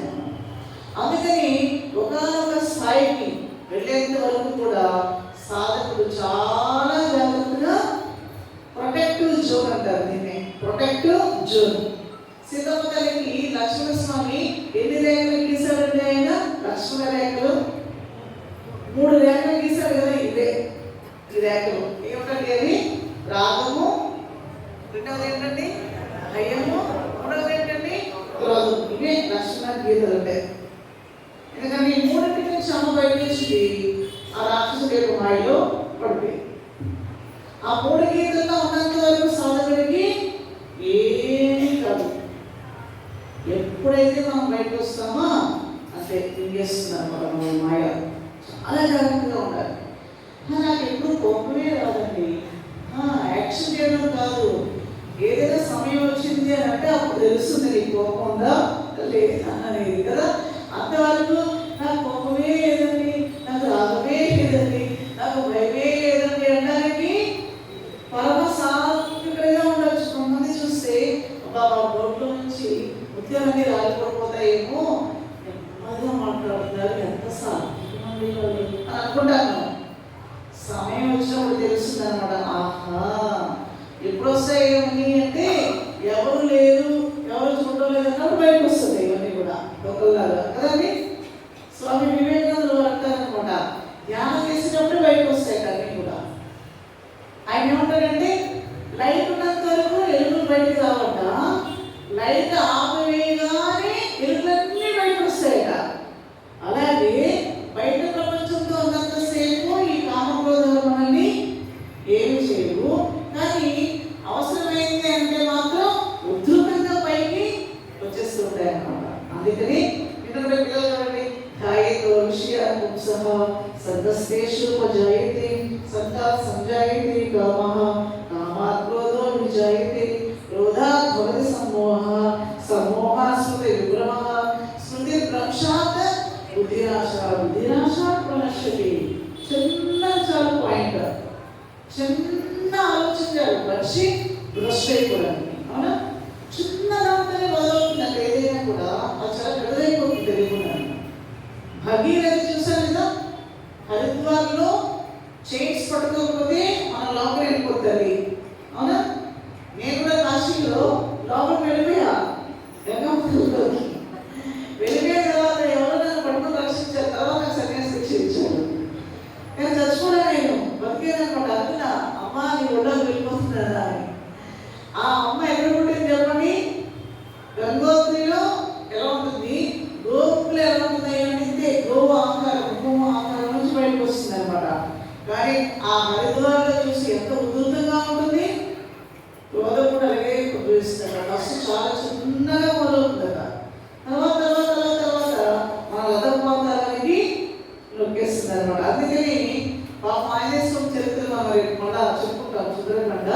ఆయన అంటాడు, ఏమంటాడు అయ్యా అంటే, ఈ క్షణికమైనటువంటి ఆలోచన లేకపోవడం వల్ల, ఆవేశం వల్ల లంకా రాజ్యాన్ని మొత్తం తగలబెట్టేశాను.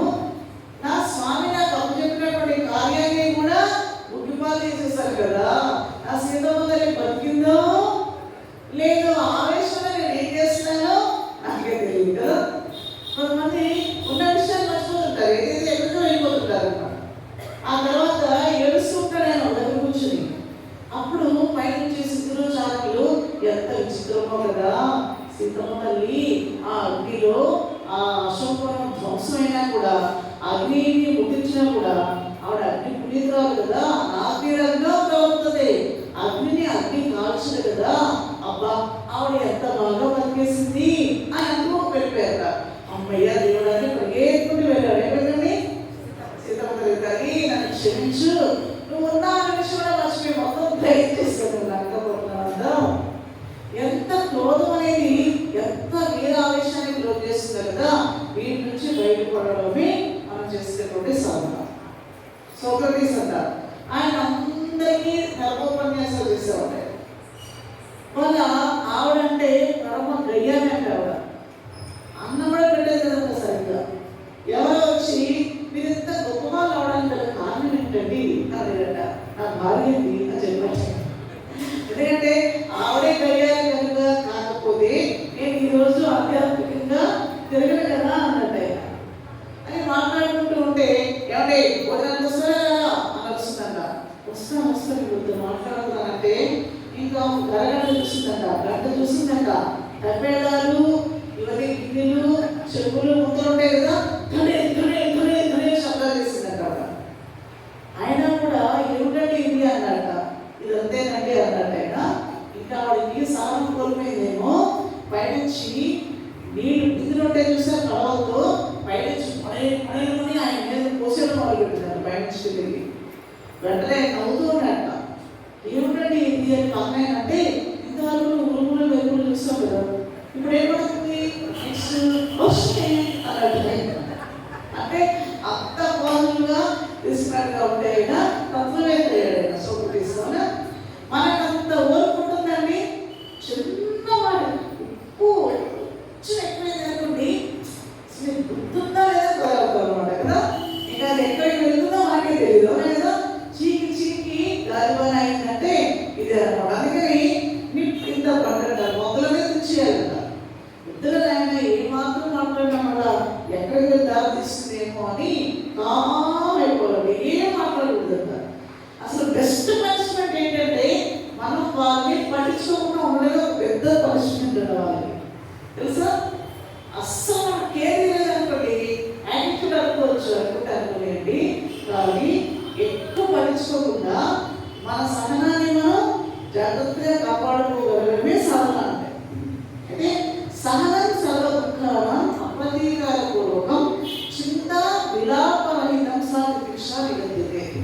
వివేకానంద చెప్తారు, సహనం అంటే ఫర్బేర్నెస్ అంటారు, ఇక్కడ ఫర్గివ్నెస్ అంటారు, ఫర్గెట్ఫుల్నెస్ అంటారు. అంటే వివేకంతో చేయాలి తప్ప విచక్షణ రహితంగా మాత్రం ఉండకూడదు అనమాట. అప్పుడు మనం తప్పించేసుకుంటాం అనమాట. హాయిగా ఆ పరిస్థితి నుంచి మనం తప్పించేసుకుంటాం. ఎవరైనా మనతో వాదించారనుకోండి, ఆయన నీకే జ్ఞానం ఉందయ్యా, నాకు అస్సలు ఏమీ తెలియదు, చిన్నగా చెప్తున్నాను, వదిలే, నా పని ఏదో నేను చేసుకుంటాను, హ్యాపీగా పని ఏం లేదు కదా. ఆయనతో వాదించుకుంటూ ఉన్నాం అనుకోండి, మన టైం వేస్ట్. ఆయన ఎంత చెప్పినా కూడా అర్థం కాదు. కొన్ని అర్థం చేసుకునే కెపాసిటీ ఉందా అంటే లేదు. అలాంటప్పుడు మన టైం ఎందుకు వేస్ట్ చేసుకోవడం? ఇలా తప్పించుకుంటాడు అనమాట ఎవరయ్యా సాధకులు. అందుకని ఎప్పుడు నా ఆలోచనలతోనే నా గురించే ఎవరైతే జ్ఞాన తపస్స అన్నారు ఇక్కడ. మామూలుగా రావణాసురుడు, కుంభకర్ణుడు, విభీషణుడు ముగ్గురు తపస్సు చేస్తారు కదా. అందుకని ఏమన్నారంటే సాత్వికము, రాజసికము, తామసికము. హిరణ్యాకశిపుడు కూడా తపస్సు చేశాడు. కానీ ఇంద్రియాలు ఏం చేశాడైనా తాత్కాలికంగా అనిపేశాడు. అలా రావణాసురుడు కూడా ఇంద్రియాన్ని తాత్కాలికంగా అంతా బుట్టలో పెట్టినటువంటి పాములాగా, అంటే పుసులు కొట్టేటటువంటి పడగలిపి కాటు వేసేటటువంటి నాగు పాములు తీసుకొచ్చి బుట్టలో పెట్టేశారు అనుకోండి, ఒక 10 గంటలు తినేదనుకోండి, బుట్ట తెరవగానే ఎలా ఉంటాయంటే కష్టమని కాల్చేస్తుంది అనమాట తీసుకునే వ్యక్తికి. అంటే ఇంద్రియాలను కూడా ఆ విధంగా బలవంతంగా నొక్కేస్తే అంతటి ప్రమాదాన్ని మనకి తెచ్చిపెడతాయి. అందుకని ఇక్కడ జ్ఞాన తపస్సు అన్నారనమాట. అంటే సరైనటువంటి అవగాహనతో సాత్వికమైనటువంటి తపస్సు చేసినటువంటి వాళ్ళకి ఈ బాధలన్నీ ఉండవు. కాబట్టి వీత రాగ భయం. రాగం అంటే అటాచ్మెంట్, అంటే గురుదేవ్ అంటారు అనమాట, అటాచ్మెంట్ డిటాచ్మెంట్కి దారి తీయాలన్నమాట. దట్ ఈస్ కాల్డ్ ఏమంటారు, ఇదే సీక్రెట్ ఆఫ్ సాధన యాక్టివిటీ అంటారు. ఏంటయ్యా అంటే రాగం అంటే మనకి పట్టుకోవడం అనమాట. చిన్నపిల్లలకి గట్టు పట్టుకుంటారు చిన్నపిల్లలు. ఒక కోతి కూడా మైండ్ చేసేస్తుంది కదా ఎక్స్ట్రా పేరెంట్. ఆయన యజమాని ఏం చేశాడంటే ఒక పెద్ద పూజ పెట్టి దాంట్లో పెట్టాడు వేసంటే.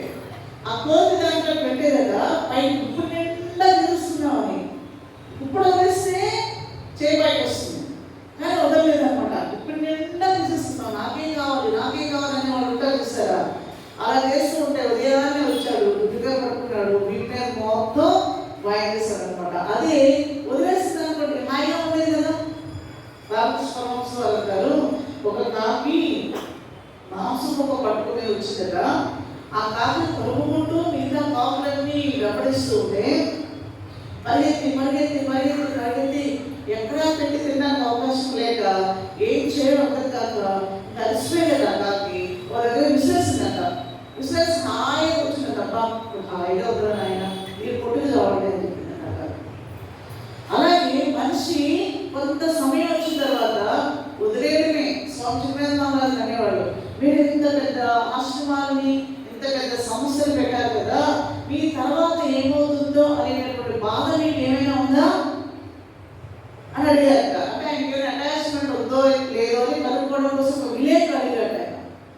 వెంటనే ఆయన అన్నాట, నేను పెట్టాలని అనుకోలేదు, నాది పోతుందని నాకు ఇప్పుడు బాధ కూడా లేదు.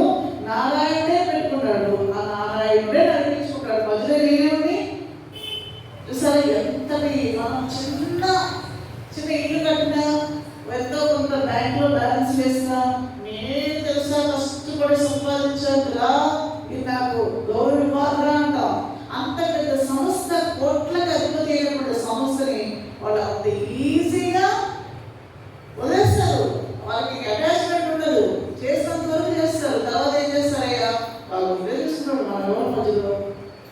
నాకు ఈ వాసన టెండెన్సీ లేకుండా ఈ మాయలో పడుకోకుండా ఉంటే చాలు, మోక్షాన్ని పొందితే చాలు అనేటువంటి ఆ స్థాయికి ఎదిగిపోతారు. అందుకే ఇక్కడ జ్ఞాన తపస్సు అన్నారు.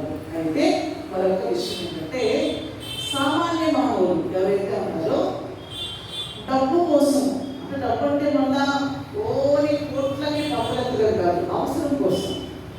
మీరు డిజైన్ లేదు, రెండింటికి తయారు చేస్తున్నాం. డిజైన్ అంటే నాకు ఇదే కావాలి అనుకోరు, మీరంటే అవసరం అన్నమాట. రెండింటికి తయారు కదా. నాకు ఇప్పుడు ఒక ప్రాజెక్ట్ ఉంది, లేదా మా అమ్మాయికి ఇలా అవసరం ఉంది, వివాహానికి డబ్బులు కావాలి. అలాంటప్పుడు నేను ఎవరిని పూజించాలి అంటే ఖచ్చితంగా దీపం చేయాల్సిందే లక్ష్మీదేవికి. అవునా? మీరంతా దీపం చేస్తారు కదా, చేస్తారు చేయరా? మహిళలందరూ కూడా చాలా మంది అనుకుంటారు జెంట్స్ చేయకూడదేమో అని. హ్యాపీగా వాళ్ళలో కూర్చోవచ్చు. లక్ష్మీదేవి మీకు వద్దా, డబ్బులు వద్దా, మీకు ఎవరికి కూడా మీకు వద్దంటే కూర్చోకండి దేవుడి పూజలో. చాలా మంది తెలియని విషయం ఏమంటే లలిత సహస్రనామాలు ఆడపిల్లలే చదవాలండి, అందరూ చదవాల్సిందే. విష్ణు సహస్రనామం అందరూ చదవాల్సిందే. కనకదార స్తోత్రం అందరూ చదవాల్సిందే. ఎందుకంటే ఇది ఆడమడ మగ తేడా కాదు, కదా అందరికీ అమ్మవారు కావాల్సిందే కదా. కాబట్టి ఈ స్థితిలో అమ్మవారిని ప్రార్థించండి అని ఆదిశంకరాచార్యుల వారే మనకు అందజేశారు కదండి. కనకదార స్తోత్రం అంగం హరే పులక భూషణం ఆశ్రయంతి దుర్గాకరీవముకులాభరణంతమాలం అంగీకృతాఖిలం విభూతిరపాంగలీలా మాంగళ్యదాస్తు మమ మంగళ దేవతాయాః. అందులో మాంగళ్యదాస్తు అన్నారండి. నేను కుటుంబం లేసాను కాబట్టి మా ఆవిడే చదవాలి మాంగళ్యదాస్తు అన్నారు.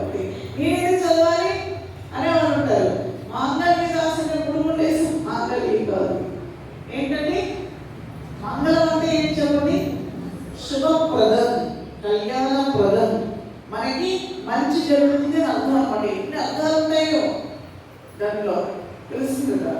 అందుకని ఏంటంటే ఒక ఇల్లు కట్టాలంటే డబ్బు వస్తూ ఉండాలి, కొనాలి. చాలా విచిత్రంగా ఉంటుంది అన్నమాట ఇదంతా. ఇల్లు కోటేశ్వరైనా కూడా ఆశ్చర్యపోతారు. వాళ్ళ దగ్గర బోల్డని డబ్బులు ఉంటాయి, పని వాళ్ళు ఉంటారు, కానీ ఇల్లు ఆగిపోతుంది.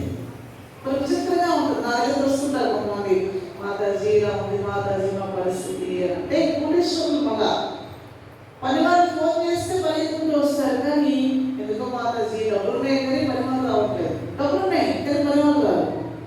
ఒక్కోసారి పని వాళ్ళు ఉంటారు, ఆ సమయానికి డబ్బులు ఉండవు. అంటే అందరూ ఆ టైంకి. ఇలాంటి విషయాలలో వాళ్ళు ఆటంకం రాకుండా కంటిన్యూగా పని జరుగుతూనే ఉందంటే అది లక్ష్మీప్రదము.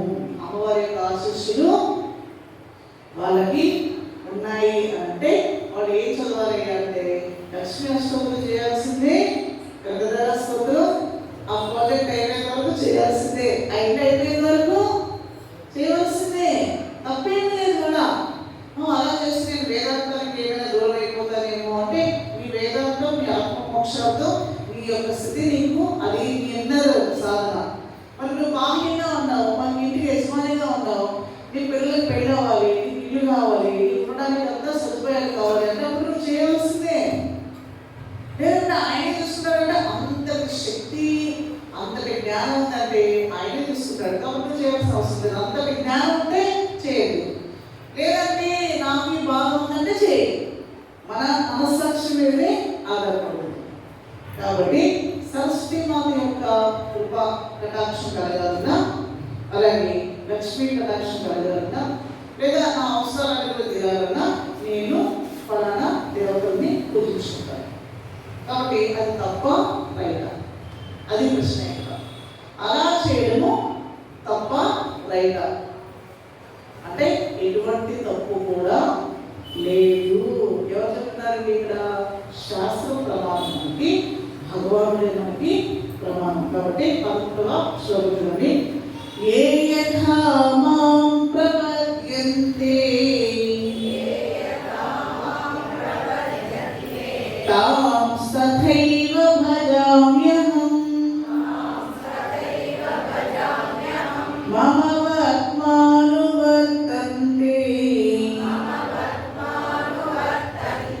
మనుష్యాః పార్థ సర్వశః.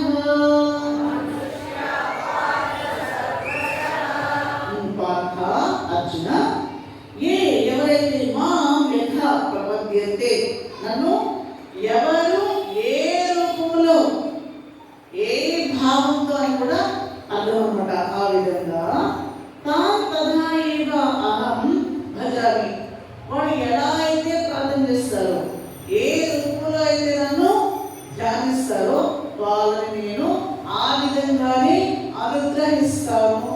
Underline point. అలాగే మనుష్య సర్వశః, ఈ మనుషులు ఉన్నారే వీళ్ళంతా కూడా అన్ని ప్రకారాలుగా ఏమన్నారు ఇక్కడ? మై వర్తంతే అంటే మై జనాః అనువర్తంతే అంటే భక్త్యః అంటే వీళ్ళంతా కూడా నన్నే అనుసరిస్తూ ఉన్నారు. అందుకని మనకి ఏం చెప్తున్నారంటే లక్ష్మీ కటాక్షం కోసం శ్రీ సూక్త హోమం అంటారు. అలాగే సరస్వతి మాత అంటే మనకి బాసరాలు కూడా అమ్మవారు ఉంటారు. అలాగే సరస్వతి హోమాలు కూడా చేస్తూ ఉంటారు. అక్షయ తృతీయ రోజు కూడా హోమాలన్నీ కూడా మంచి మంచి తిథులు, వారు నక్షత్రాలు ఉన్నప్పుడు కూడా అనేక హోమాలు, పూజలు ఇవన్నీ కూడా ఏం చేస్తున్నారని అంటే ప్రపంచ సుభిక్షంగా ఉండాలన్నా, వర్షాలు బాగా పడాలన్నా కూడా కొన్ని హోమాలన్నీ కూడా ఖచ్చితంగా జరిపిస్తూ ఉంటారు అన్నమాట. మహాత్ములే జరిపిస్తున్నారు, మనమేమి చేయకూడదు. అవునా? కాబట్టి ఏంటంటే ఇక్కడ దీపము అంటేనే అమ్మవారి యొక్క సాక్షాత్ స్వరూపం కదా. మనము దీపం గురించి ఎంత ఎక్స్ప్లెయిన్ చేసినా కూడా ఒక దీపాన్ని వెలిగిస్తే వచ్చినటువంటి కాంతి దీపం గురించి ఎంత చెప్పినా కూడా రాదు, వస్తుందా? వెలిగిస్తే వెంటనే ఆ కాంతి యొక్క అర్థం ఏంటో మనకి తెలుస్తుంది. కాబట్టి ఇక్కడ అన్ని దిక్కులా చూసినాక పూర్వ దిక్కు వైపు చూస్తాడు దీపం ఎప్పుడు కూడా. మనం ఏ దిక్కులో పెట్టండి, దీనికి పెట్టే చూస్తుందండి, పైకే చూస్తుంది. అంటే మీ స్వరూపం అదేగా, ఇది కాదు అని మనకి తెలియజేస్తున్నాను. అందుకే దీపలక్ష్మి దేవత దుర్మ అని ఉదయం సాయంత్రం ఇంట్లో దీపం పెట్టండి, మీకు అంతా మంచి జరుగుతుంది అని చెప్పారు. మళ్ళీ వ్యాపారం చేసేవాళ్ళు ఆ నూనె ఈ నూనె ఆ నూనె అనుకుంటే కాల్ చేస్తారు. మీరు ఏమి మళ్ళీ అలాంటి చాలా స్థలాలకు మళ్ళీ పోకండి. మరి విచిత్రంగా ఉంటుంది అన్నమాట. ఈ మధ్యకాలంలో ఆ వ్యాపార ధోరణి కలిగినటువంటి ఛానల్స్ వచ్చేసాయి. అలాగే భయభ్రాంతులకి లోకేసినటువంటి మహాత్ములు రెడీ అయిపోయారు కదండి. వ్యాపార మహాత్ములు ఉంటారు అన్నమాట వాళ్ళని. అందుకే భగవద్గీత చోటి వీళ్ళంతా కూడా భ్రష్టు పట్టిస్తారన్న విషయం మాకు అర్థమైపోతుంది కదా. చాలా బాధాకరంగా అనిపిస్తుంది నాకు. ప్రజల్ని, అమాయకమైనటువంటి ప్రజల్ని ఎంత మోసం చేస్తున్నారండి ఈ కాషాయ వస్త్రాలు కట్టుకుని. నీకు నెత్తిమే చేయబడతాను 5,000 కట్టు, నీకు శక్తి పాపం పెడతాను, నీ పెట్టాలి పెట్టాం ఫస్ట్. ఎవరికండి ఈ మాట చెప్పేవాడికి వాళ్ళకి పిండం పెట్టాలి. బాగా ఎందుకంటే ఇన్ని కోట్లు సంపాదిస్తాడంటే ఆయన ప్రజలను మోసం చేసి పాపం. వాళ్ళకి ఒక టీం ఉంటుంది అనమాట. ఆ టీంలో 5,000 10,000 కట్టించుకొని ఏసీ రూమ్స్లో పెట్టేసేసి భోజనం ఫుల్లో పెట్టి ఒక టీం ఉంటుంది అనమాట. ఒక్కొక్కడిని మధ్య మధ్యలో పెడతారనమాట వాళ్ళ టీంని. వాడు ఎలా కడుపుకొని ఊపుకుంటూ నాకు వచ్చేసింది, నాకు కనపడిపోయింది, నాకు అయిపోయింది అని ఏడుస్తూ ఉంటాడు. ఈ కొత్తగా చూడండి ఎలా చూస్తుంటారు. ఎందుకంటే నేను కూడా అనకపోతే ఈ పక్కవాడు ఏమనుకుంటాడని వాడు స్టార్ట్ చేస్తాడు అనమాట. అవునా? ఇది ఒక పెద్ద వ్యాపారం. చెప్తే కూడా భగవంతుడు ఎంత గట్టిగా ఆలోచిస్తూ ఉపనిషత్తులో చెప్తేనే నాకు అర్థం కావట్లేదు. ఎవరో కంపెనీ చేయబడుతున్నాను వస్తుందా? వేరే పెట్ట రిసీవ్ చేసుకునే కెపాసిటీ నాకు ఉండాలి వాళ్ళకి చెప్తున్నా కూడా. అదొక స్వామి వివేకానంద వారికి, పరమహంస వారికి చెల్లింది, అందరికీ చెల్లుతుందండి. వ్యాపారస్తులు మనకి అందరికీ తెలుసుకుంటుంది. ఇలాంటి కళేకంలో ఇలాంటి ఆశ్రమాలు తయారైపోతుంది, ఇలాంటి స్వాములు కూడా తయారైపోతారు. అందుకని స్వామి ఏం చెప్పాడు అంటే, ఈవెన్ రామాయణంలో మంచి విషయాలు ఉన్నాయి. మహాభారతంలోనే అక్షయ పాత్ర ఎలా వచ్చినాయా అంటే ఆదిత్య హృదయాన్ని చదవడం వల్ల అక్షయ పాత్ర వచ్చింది కదా, మనకు మహాభారతంలో చెప్తారు. అలాగే మనస్ఫూర్తిగా పరమాత్మ అంతటా ఉన్నాడు. అంతటా ఉన్నటువంటి స్వామి లక్ష్మీదేవి రూపంలో మనం అనుగ్రహిస్తున్నాడు. సరస్వతి మాత రూపంలో మనల్ని అనుగ్రహిస్తున్నాడు. ఆయన రూపాలు వేరుగా ఉన్నా కూడా తత్వం మాత్రము ఒక్కటే. కాకపోతే అక్కడ ఉండండి మెడిసిన్ అంతా ఉంటాయి కదా. కానీ తలనొప్పి వచ్చిందంటే ఏ మెడిసిన్ తీసుకుంటాం మనం? నాకు తలనొప్పి వచ్చింది అంటే శారీరన్, ఓకే, ప్రోసిన్, పారాసెటమాల్, జ్వరం వచ్చిందంటే అంటే అనేక ట్యాబ్లెట్స్ ఉన్నా కూడా ఆ ట్యాబ్లెటే మనం తీసుకుంటాం కదా. కాబట్టి ఇక్కడ లక్ష్మీపదం అంటే తల్లి ఆవిడ అందరినీ అనుగ్రహిస్తుంటారు. విష్ణుమూర్తికి కూడా బ్యాంక్ ఎవరయ్యా? అజయ్ ఎవరు? లక్ష్మీదేవి. విష్ణుమూర్తి కూడా నమస్కారం పెడతారు. ఎవరికి? లక్ష్మీదేవి. అవునే కదా. బ్రహ్మ, విష్ణు, మహేశ్వరుడు వీళ్ళు ఎవరయ్యారంటే బ్రహ్మగారి పక్కన ఎప్పుడు సరస్వతి మాత ఉంటుంది. ఆవిడ జ్ఞాన సరస్వతి అన్నమాట. అంటే ఎవరిలో అయితే జ్ఞానం ఉంటుందో ఆయన బాగా ఆలోచించగలుగుతాడు. ఆయనే బ్రహ్మ. ఆలోచించి సృష్టి చేస్తాడు ఆయన. 4 తలకాయలు వల్ల ఒక తలకాయ కూడా కాదు. పక్కన ఏముంటారండి? జ్ఞానప్రదమైనటువంటి తల్లి సరస్వతి మాత. రెండో ఎవరండి? విష్ణు. విష్ణుదేవుడు వ్యాపారానికి మంచి ప్రతీక అనమాట. వ్యాపారం జరగలేదంటే ఉదయాన్నే ఓం శ్రీ మహావిష్ణువే నమః అంటే వ్యాపారం కూర్చుంటుంది. మళ్ళా నాకు ప్రతిసారి కూడా దేవి నవరాత్రులు వస్తాయి కదా, మనకి ప్రతి నవరాత్రులు వస్తాయి కదా. నవరాత్రుల్లో కలశం పెట్టేసేసి 3 రోజులు దుర్గాదేవి, 3 రోజులు లక్ష్మీదేవి, 3 రోజులు సరస్వతి మాత, నెక్స్ట్ మళ్ళా విజయదశమి తెలుసు చివరిలో వస్తుంది అనమాట. దానికి సిగ్నిఫికెన్స్ ఉన్నాయి. మళ్ళా నేను దాంట్లో వెళ్ళాలనుకోండి భగవద్గీత దిగడం వల్ల అయితే ఎంత పర్టికులర్గా ఫలితాన్ని చూస్తారు అంటే ఆ దేవి నవరాత్రులు అయిపోయిన తర్వాత కర్మకానికి ఎంత గుర్తాంతని చెప్పినా నిష్ఠగా చేస్తాము. బ్రహ్మాండంగా పూజలు, హోమాలు, పిల్లలు వస్తారు. ఒక పక్క తల్లికి పూజ చేస్తాం, పిల్లలకు పూజ చేస్తాం. ఇంకా అష్టోత్తరాలు ఉంటాయి అన్నమాట. అలా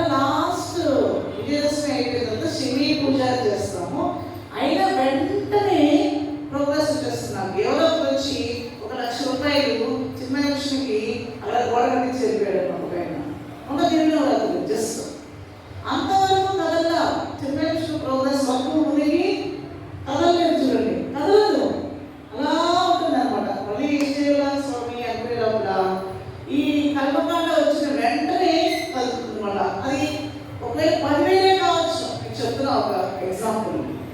మొన్న ఉగాది రోజున స్టార్ట్ అయింది, సీతారామ కళ్యాణం అయిపోయింది. పాపం ఒక వాళ్ళందరూ కలిసి, వేరే వాళ్ళందరూ కలిసి 5 లక్షల రూపాయలు మేము వాష్రూమ్స్ కట్టి చేస్తామని ఇప్పుడు మళ్ళీ రేపటి నుంచి మొదలైపోయింది అనమాట. అంటే కర్మకాండకి ఎంతటి శక్తి ఉందో మీరు ఆలోచించండి. అంటే ఫిజికల్, నేను చెప్పేది భౌతికమైన అభివృద్ధి విషయంలో.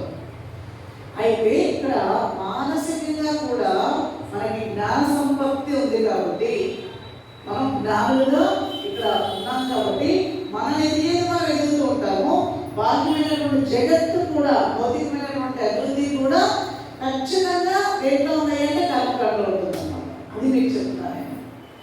ఎందుకంటే ఏ పూజ చేసినా వాడు నాశనం అయిపోయాడు అనేది ఉండదు. చూడండి, పర్ఫెక్ట్గా మంత్రం ఉండాలి చేసేటప్పుడు కూడా. అయితే అందులో ఆగడాలు ఉండవు నా దగ్గర, ఏమీ ఉండదు. పూజ చేసినప్పుడు మాత్రం సెల్ ఫోన్ స్విచ్ ఆఫ్. ఇప్పుడు నేను ఉపన్యాసంలో కూడా సెల్ ఫోన్ ఫ్లైట్ మోడ్. అసలు పిల్లలు కూడా ఎంత బాగా చేస్తారు, అస్సలు మాట్లాడకుండా భయం ఏంటంటే కూర్చుంటారు ఖచ్చితంగా, నిజంగా అమ్మవారిని పూజిస్తారు. అప్పుడు ఒక శరీరంగా ఉంటుందా. అందుకని ఏంటంటే పూజలు చేసేటప్పుడు జాగ్రత్తగా మనసుని, బుద్ధిని, శరీరాన్ని కూడా అక్కడే పెట్టాలి. మాట్లాడాలంటే మీకు అక్కడ పవర్ పోయినట్టే. మాట్లాడుతూ ద్వార చేస్తూ నమః నమః అంటే మీకు ఎట్టి సందర్భంలో కూడా ఫలితము రాదు. ఇది 100% నేను చెప్పే పాయింట్ మీరు అర్థం చేసుకుని, మీరు ఏ ద్రవ్యాలు వాడారా, ఎలాంటి గొప్ప గొప్ప ద్రవ్యాలు వాడారా అని అమ్మవారు చూడరు. మీరు ఎలా చేశారా అన్నది మాత్రమే అమ్మవారు చూస్తారు. మీరు హృదయపూర్వకంగా చేశారా, మాట్లాడుతూ చేశారా, ఊరికి ఏదో ఒక్కబడిగా మీరు పూజ చేశారు అన్న దాని మీదనే మీకు వచ్చే ఫలితం కూడా ఉంటుంది. ఇది 100% అన్నమాట. అందుకే ఆ డిసిప్లిన్ అన్నది చిన్న విషయంలో బలి నేర్పిస్తారు. ఎవ్వరు మాట్లాడకూడదు, వచ్చిన వాళ్ళు కూడా దూరంగా కూర్చోబెట్టేస్తాము. కారణం ఏంటంటే కొంచెం దగ్గర కూర్చున్నారంటే కూర్చోవడం మొదలెడతారు అన్నమాట కదా. అష్టోత్తరం చెప్పేటప్పుడు కూడా ఓం శ్రీ లక్ష్మీదేవ్యై నమః అనుకోండి. మీరేం చెప్పాలి అక్కడ? ఓం అనాలి. చంచలాయ నమః అంటే ఓం అనాలి. మీరంతా చపలాయ నమః అంటే ఓం అనాలి. అప్పుడు మీరు మాట్లాడతారా? అప్పుడు ఇలా మంత్రం పెట్టుకున్నారు, హృదయానికి పుష్పాన్ని తాగించారు, ఇట్లా అమ్మవారి పాదాల దగ్గర కొంతమంది మహాత్ములు ఉంటారు. శశీదేవి ఒకసారి వైకుంఠానికి వెళ్ళింది కదా. వెళితే విష్ణుమూర్తి ఒళ్ళంతా కట్టు కట్టుకుని శేషతత్వం పై పడుకుని ఉన్నట్ట. ఒళ్ళంతా కట్టు కట్టేస్తున్నారట. శశీదేవి అంటే ఎవరండి? ఇంద్రుడి యొక్క భార్య. ఆవిడకి ఆ విష్ణుమూర్తి అంటే అన్నయ్య పిలుస్తుంది అనమాట శశీదేవి. ఎవరిని? విష్ణుమూర్తి వారిని. అన్నయ్య ఏం జరిగింది, ఇలా ఒళ్ళంతా బ్యాండేజ్ వేసుకుని కూర్చున్నా, పడుకున్నాను, ఎవరుకుంటారు నేను, ఏం జరిగింది, నాకు ఒక ఫోన్ కూడా చేయలేదు కదా అని బాధపడేది అనమాట. ఎవరండి? శశీదేవి. ఇప్పుడు నువ్వే పడేది అనమాట. ఎవరుకుంటారని అంటే నువ్వే పుట్టావమ్మా అన్నాడు. ఎవరు? విష్ణు. నువ్వే పుట్టావు? నేను పుట్టానా కదా. అవునమ్మా, నిన్న పుట్టావమ్మా, చాలా గట్టి పుట్టావమ్మా. ఏం పుట్టలేదా మీద? నిన్న నీకు పూజ చేశాను నేను. అవునా? నిన్న నీకు నేను మా ఆడవాళ్ళందరినీ పిలిచి ఆర్భాటంగా మొత్తం మా ఇతరులంతా నా మొత్తం ఐశ్వర్యం ఎలా ఉంది, నా యొక్క ఇంపోర్టెడ్ ఇంకేంటారు పెళ్ళికి వచ్చిన ఉంటాయి కదా, ఇవన్నీ పెట్టి ప్రదర్శన చేసి ఎంత బాగా డెకరేషన్ చేశానో. నీకు కూడా మామూలు పుష్పాలతో చేస్తే నాకు పుణ్యం ఎక్కువ రాదని ఇంకా బంగారు పుష్పాలతో కొట్టని ఒకటే కృష్ణని నమః, మహావిష్ణువే నమః ఉపాడిస్తున్నాను అన్నమాట. ఆవిడ ఎవరిని? విష్ణుమూర్తిని. ఇప్పుడు దెబ్బలు తగ్గకుండా ఉంటాయి ఆయనకి, చెప్పండి.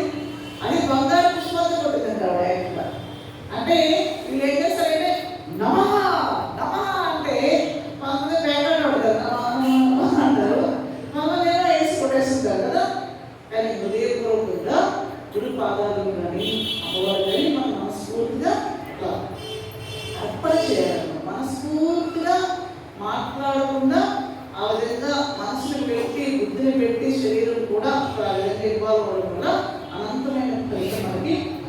మీరు ఎంత చెప్పండి మేము మారమంటే అనేవారే ఉంటారు. మీరు ఏమైనా చెప్పండి మా బాధ మాది, రేపు కావాలంటే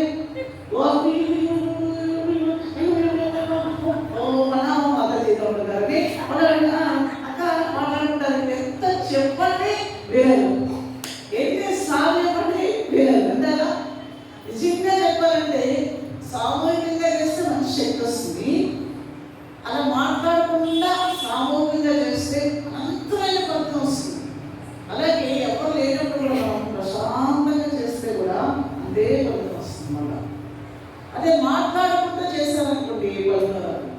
అందుకనే ఇక్కడ ఎటువంటి దేవుణ్ణి ఆరాధించినా ఆఖరికి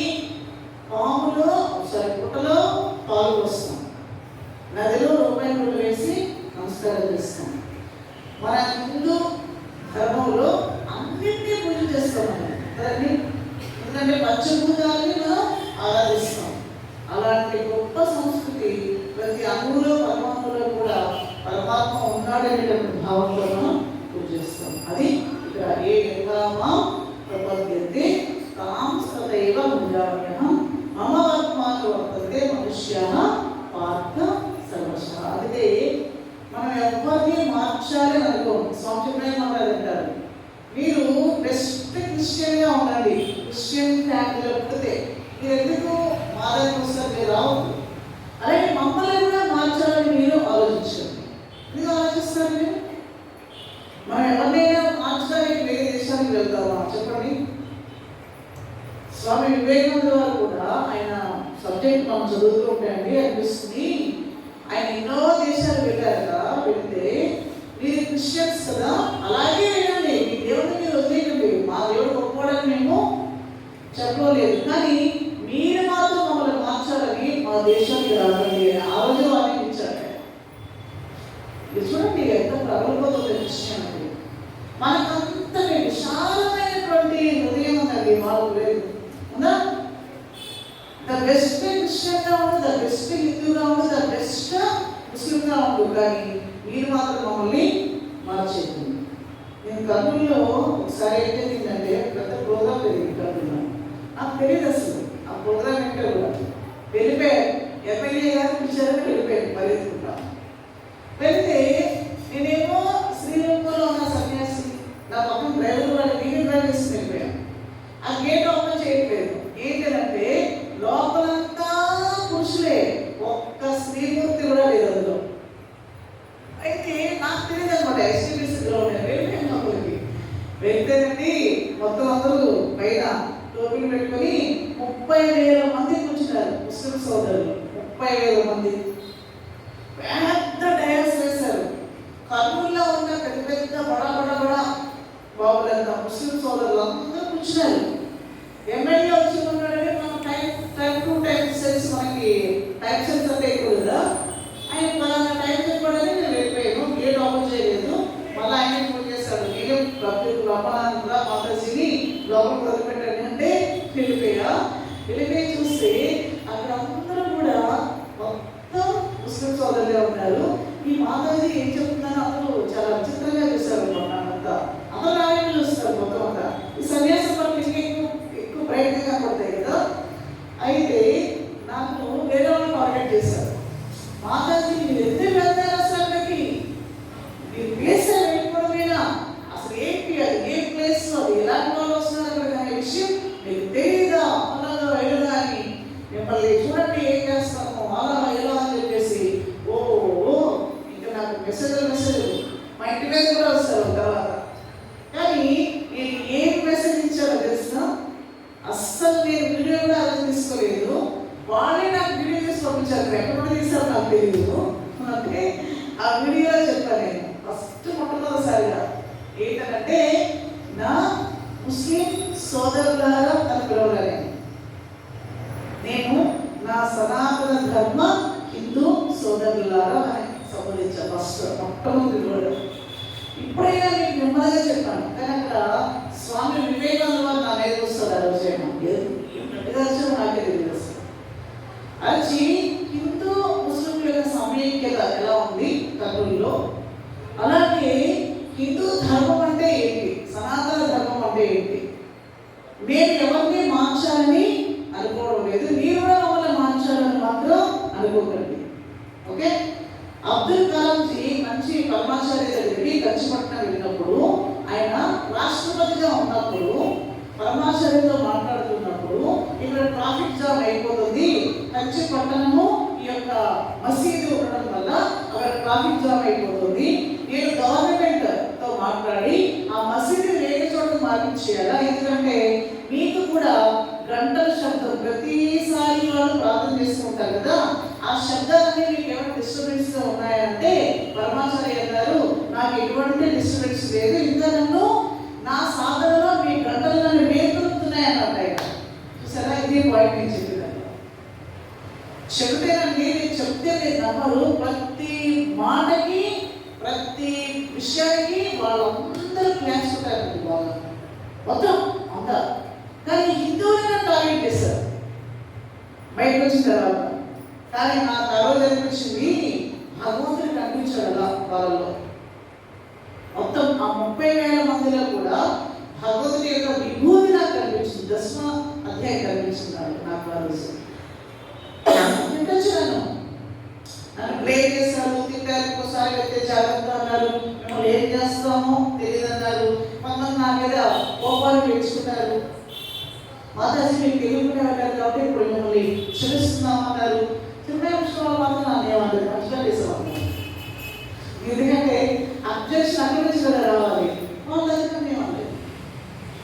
మనకి విశాలమైనటువంటి దృక్పథం ఉంది. అలా ప్రతి మతానికి కూడా పరమంత సహనం ఛత్రపతి శివాజీ మహారాజు కూడా బోధించాడు. అనే కదా మన వాళ్ళు ఎవ్వరూ కూడా వేరే వాళ్ళని ఎవ్వరు కూడా దూషించరు, కానీ మీరు మమ్మల్ని ఆ విధంగా మార్చడమే అంటారు. అందుకని ఏ విధానం ప్రబోధిస్తే అంటే ఈ సనాతన ధర్మంలో అన్ని ధర్మాలు కలుసుకోలేదు, అవునా? అదే హిందూ ధర్మం అనేది సనాతన ధర్మం అంటే. కాబట్టి కృష్ణుడా, శివుడా, అమ్మవారా, లేకపోతే గర్భద, లేకపోతే కుమారస్వామి అంటే అందరూ మనవాళ్ళే. కావాలంటే నువ్వు కూడా మనం సత్యబాబు వారిని కూడా మనం దేవుడిని పూజిస్తాం. ఆయన దేవుడు కావాలని తొమ్మిది ఆయన అభిప్రాయం, వాళ్ళ అభిప్రాయం. అలా అని చెప్పేసి ఆయన దేవుడే, వెనకున్న వాళ్ళు ఏదైనా ఉండొచ్చు, దాని గురించి మనకెందుకు? మోసాలు ఉండొచ్చు, దగ ఉండొచ్చు, ఏమైనా ఉండొచ్చు, మాకెందుకు? ఆయన దేవుడు అనుకున్నారు, కాబట్టి నువ్వే దేవుడు అని మనకి ఉపనిషత్తులు చెప్తూ ఉంటే, దుర్మార్గుడు గౌతముడి కాలంలో కూడా అంగుళమాలుడని ఒక ఆయన ఉండేవాడు, దుష్టుడు, తెలుస్తుందండి. ఆయన అందరినీ చంపేసి టైం లేదమ్మా, టైం ఉందా?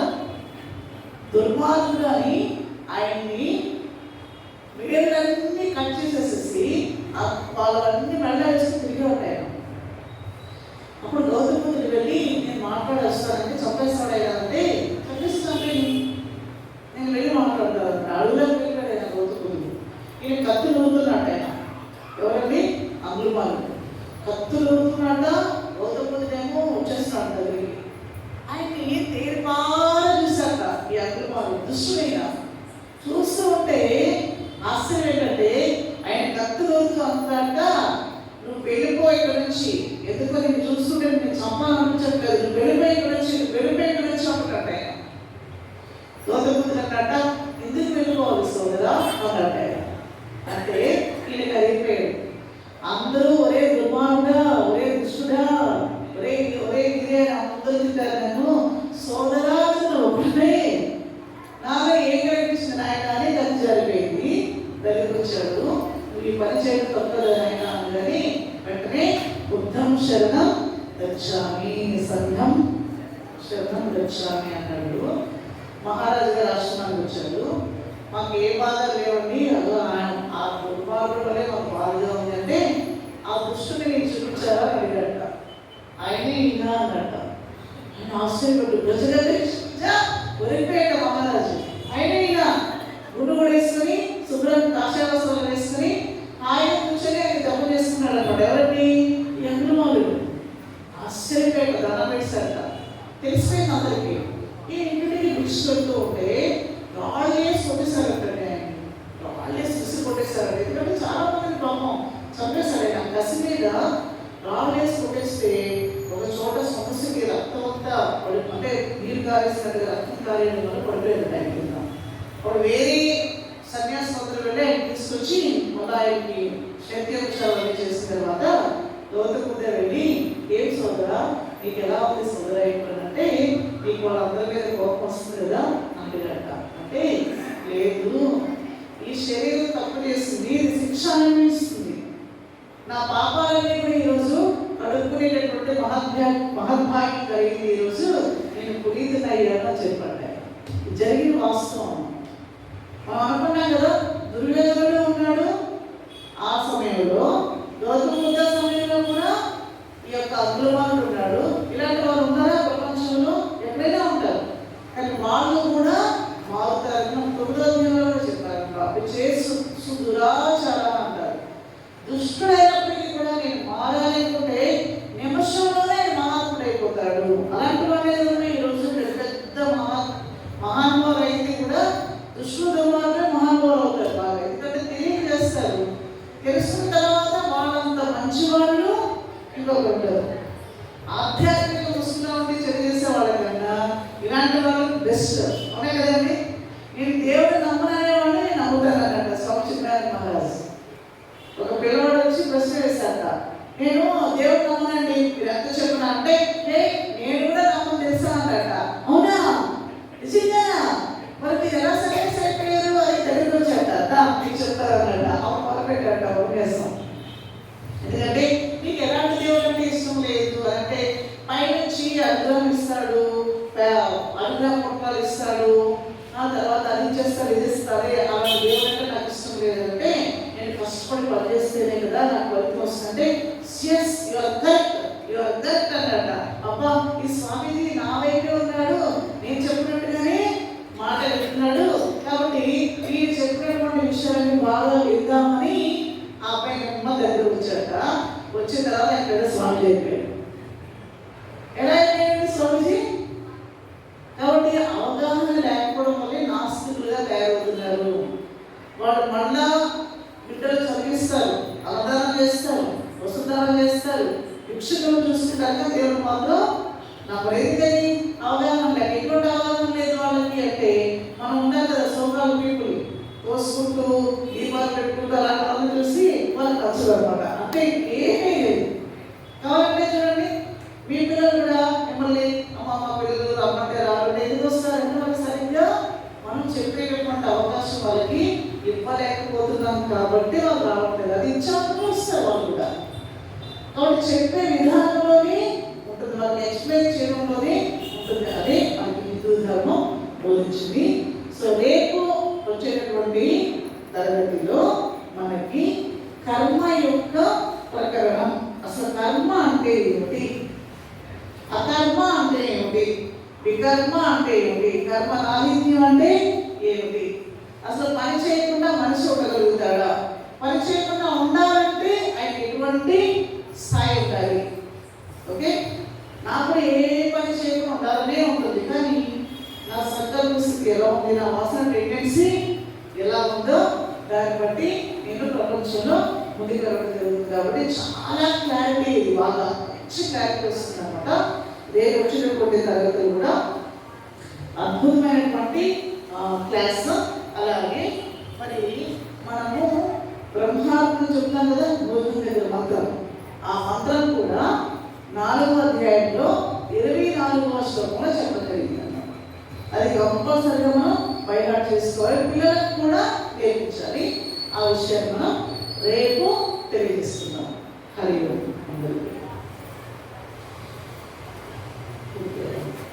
వస్తారమ్మా?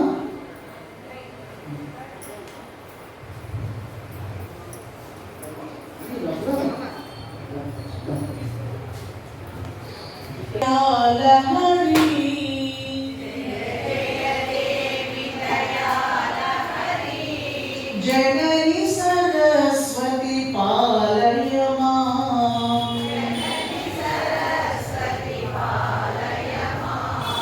జయ జయ దేవి దయాల హరి,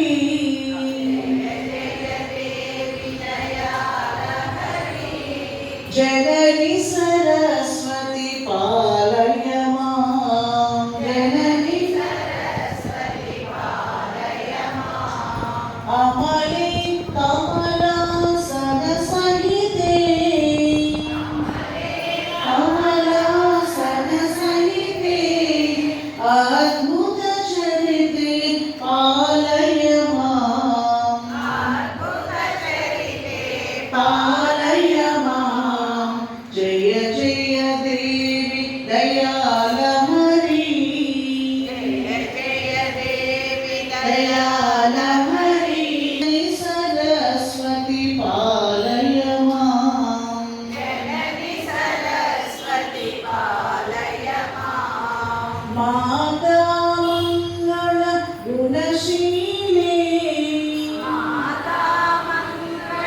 गुणशीले मनोज्ञचरिते पालय मां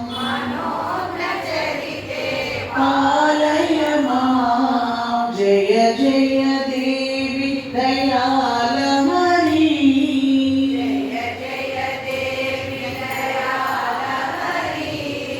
जननी सरस्वती पालय मां जननी पालय मां ज्योतिस्वरूपिणि मां पाहि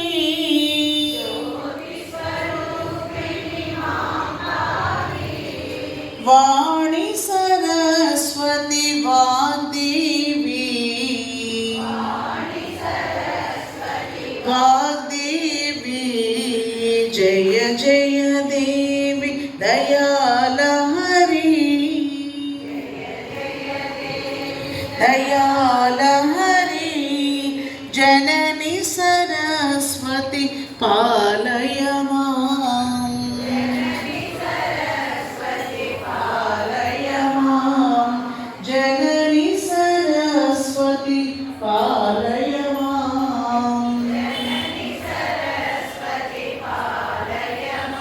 जय बोले जगदम्बा रानी की जय नित्य जगन्मोहन कृष्ण बालगोपाल कृष्ण भव्य मंगलम वेणुगानलोल कृष्ण वेदांत वेद्य कृष्ण नवनीताचोर कृष्ण नित्य मंगलम भक्तजनाधार कृष्ण परमदयावादि कृष्ण मुक्ति संधायक कृष्ण मूर्ति मंगलम गीतामृतदात कृष्ण परमयोगीश कृष्ण पार्थसारथि रूप कृष्ण सर्वमंगलम पार्थसारथि रूप कृष्ण सर्वमंगलम मंगलम श्री कुरुक्षेत्र रणक्षोणिविहारिणे पार्थसारथि रूपाय गीताचार्याय मंगलम मंगलम कुशलेन्द्राय महनीयत्वात्मने चक्रवर्ती तनूजाय सार्वभौमाय मंगलम सर्वमंगलमांगल्ये शिवे सर्वार्थसाधिके शरण्ये त्र्यंबके देवी नारायणी नमोस्तुते मंगलम गुरुदेवाय महनीयत्वात्मने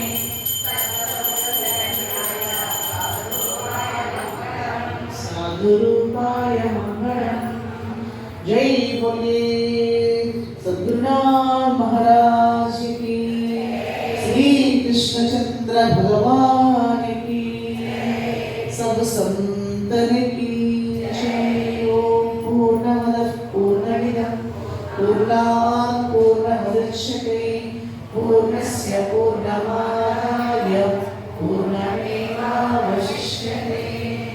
ओम शांति शांति शांति हरि ओम श्री गुरुभ्यो नमः हरि ओम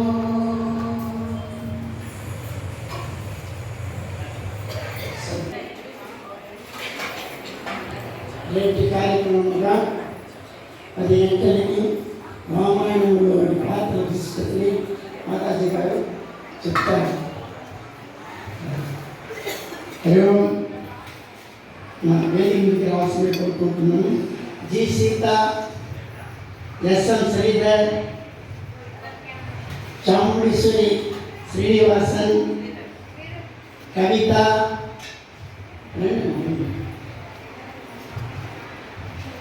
గోపాల్, గజలక్ష్మి మురళీ బాబు, వి సుబ్రహ్మణ్యం, కెకే వెంకట్రామన్, బుద్ధి మల్లేశ్వరి రామలింగం, దిలీప్ చక్రవర్తి, కన్నా సుజాత గారు.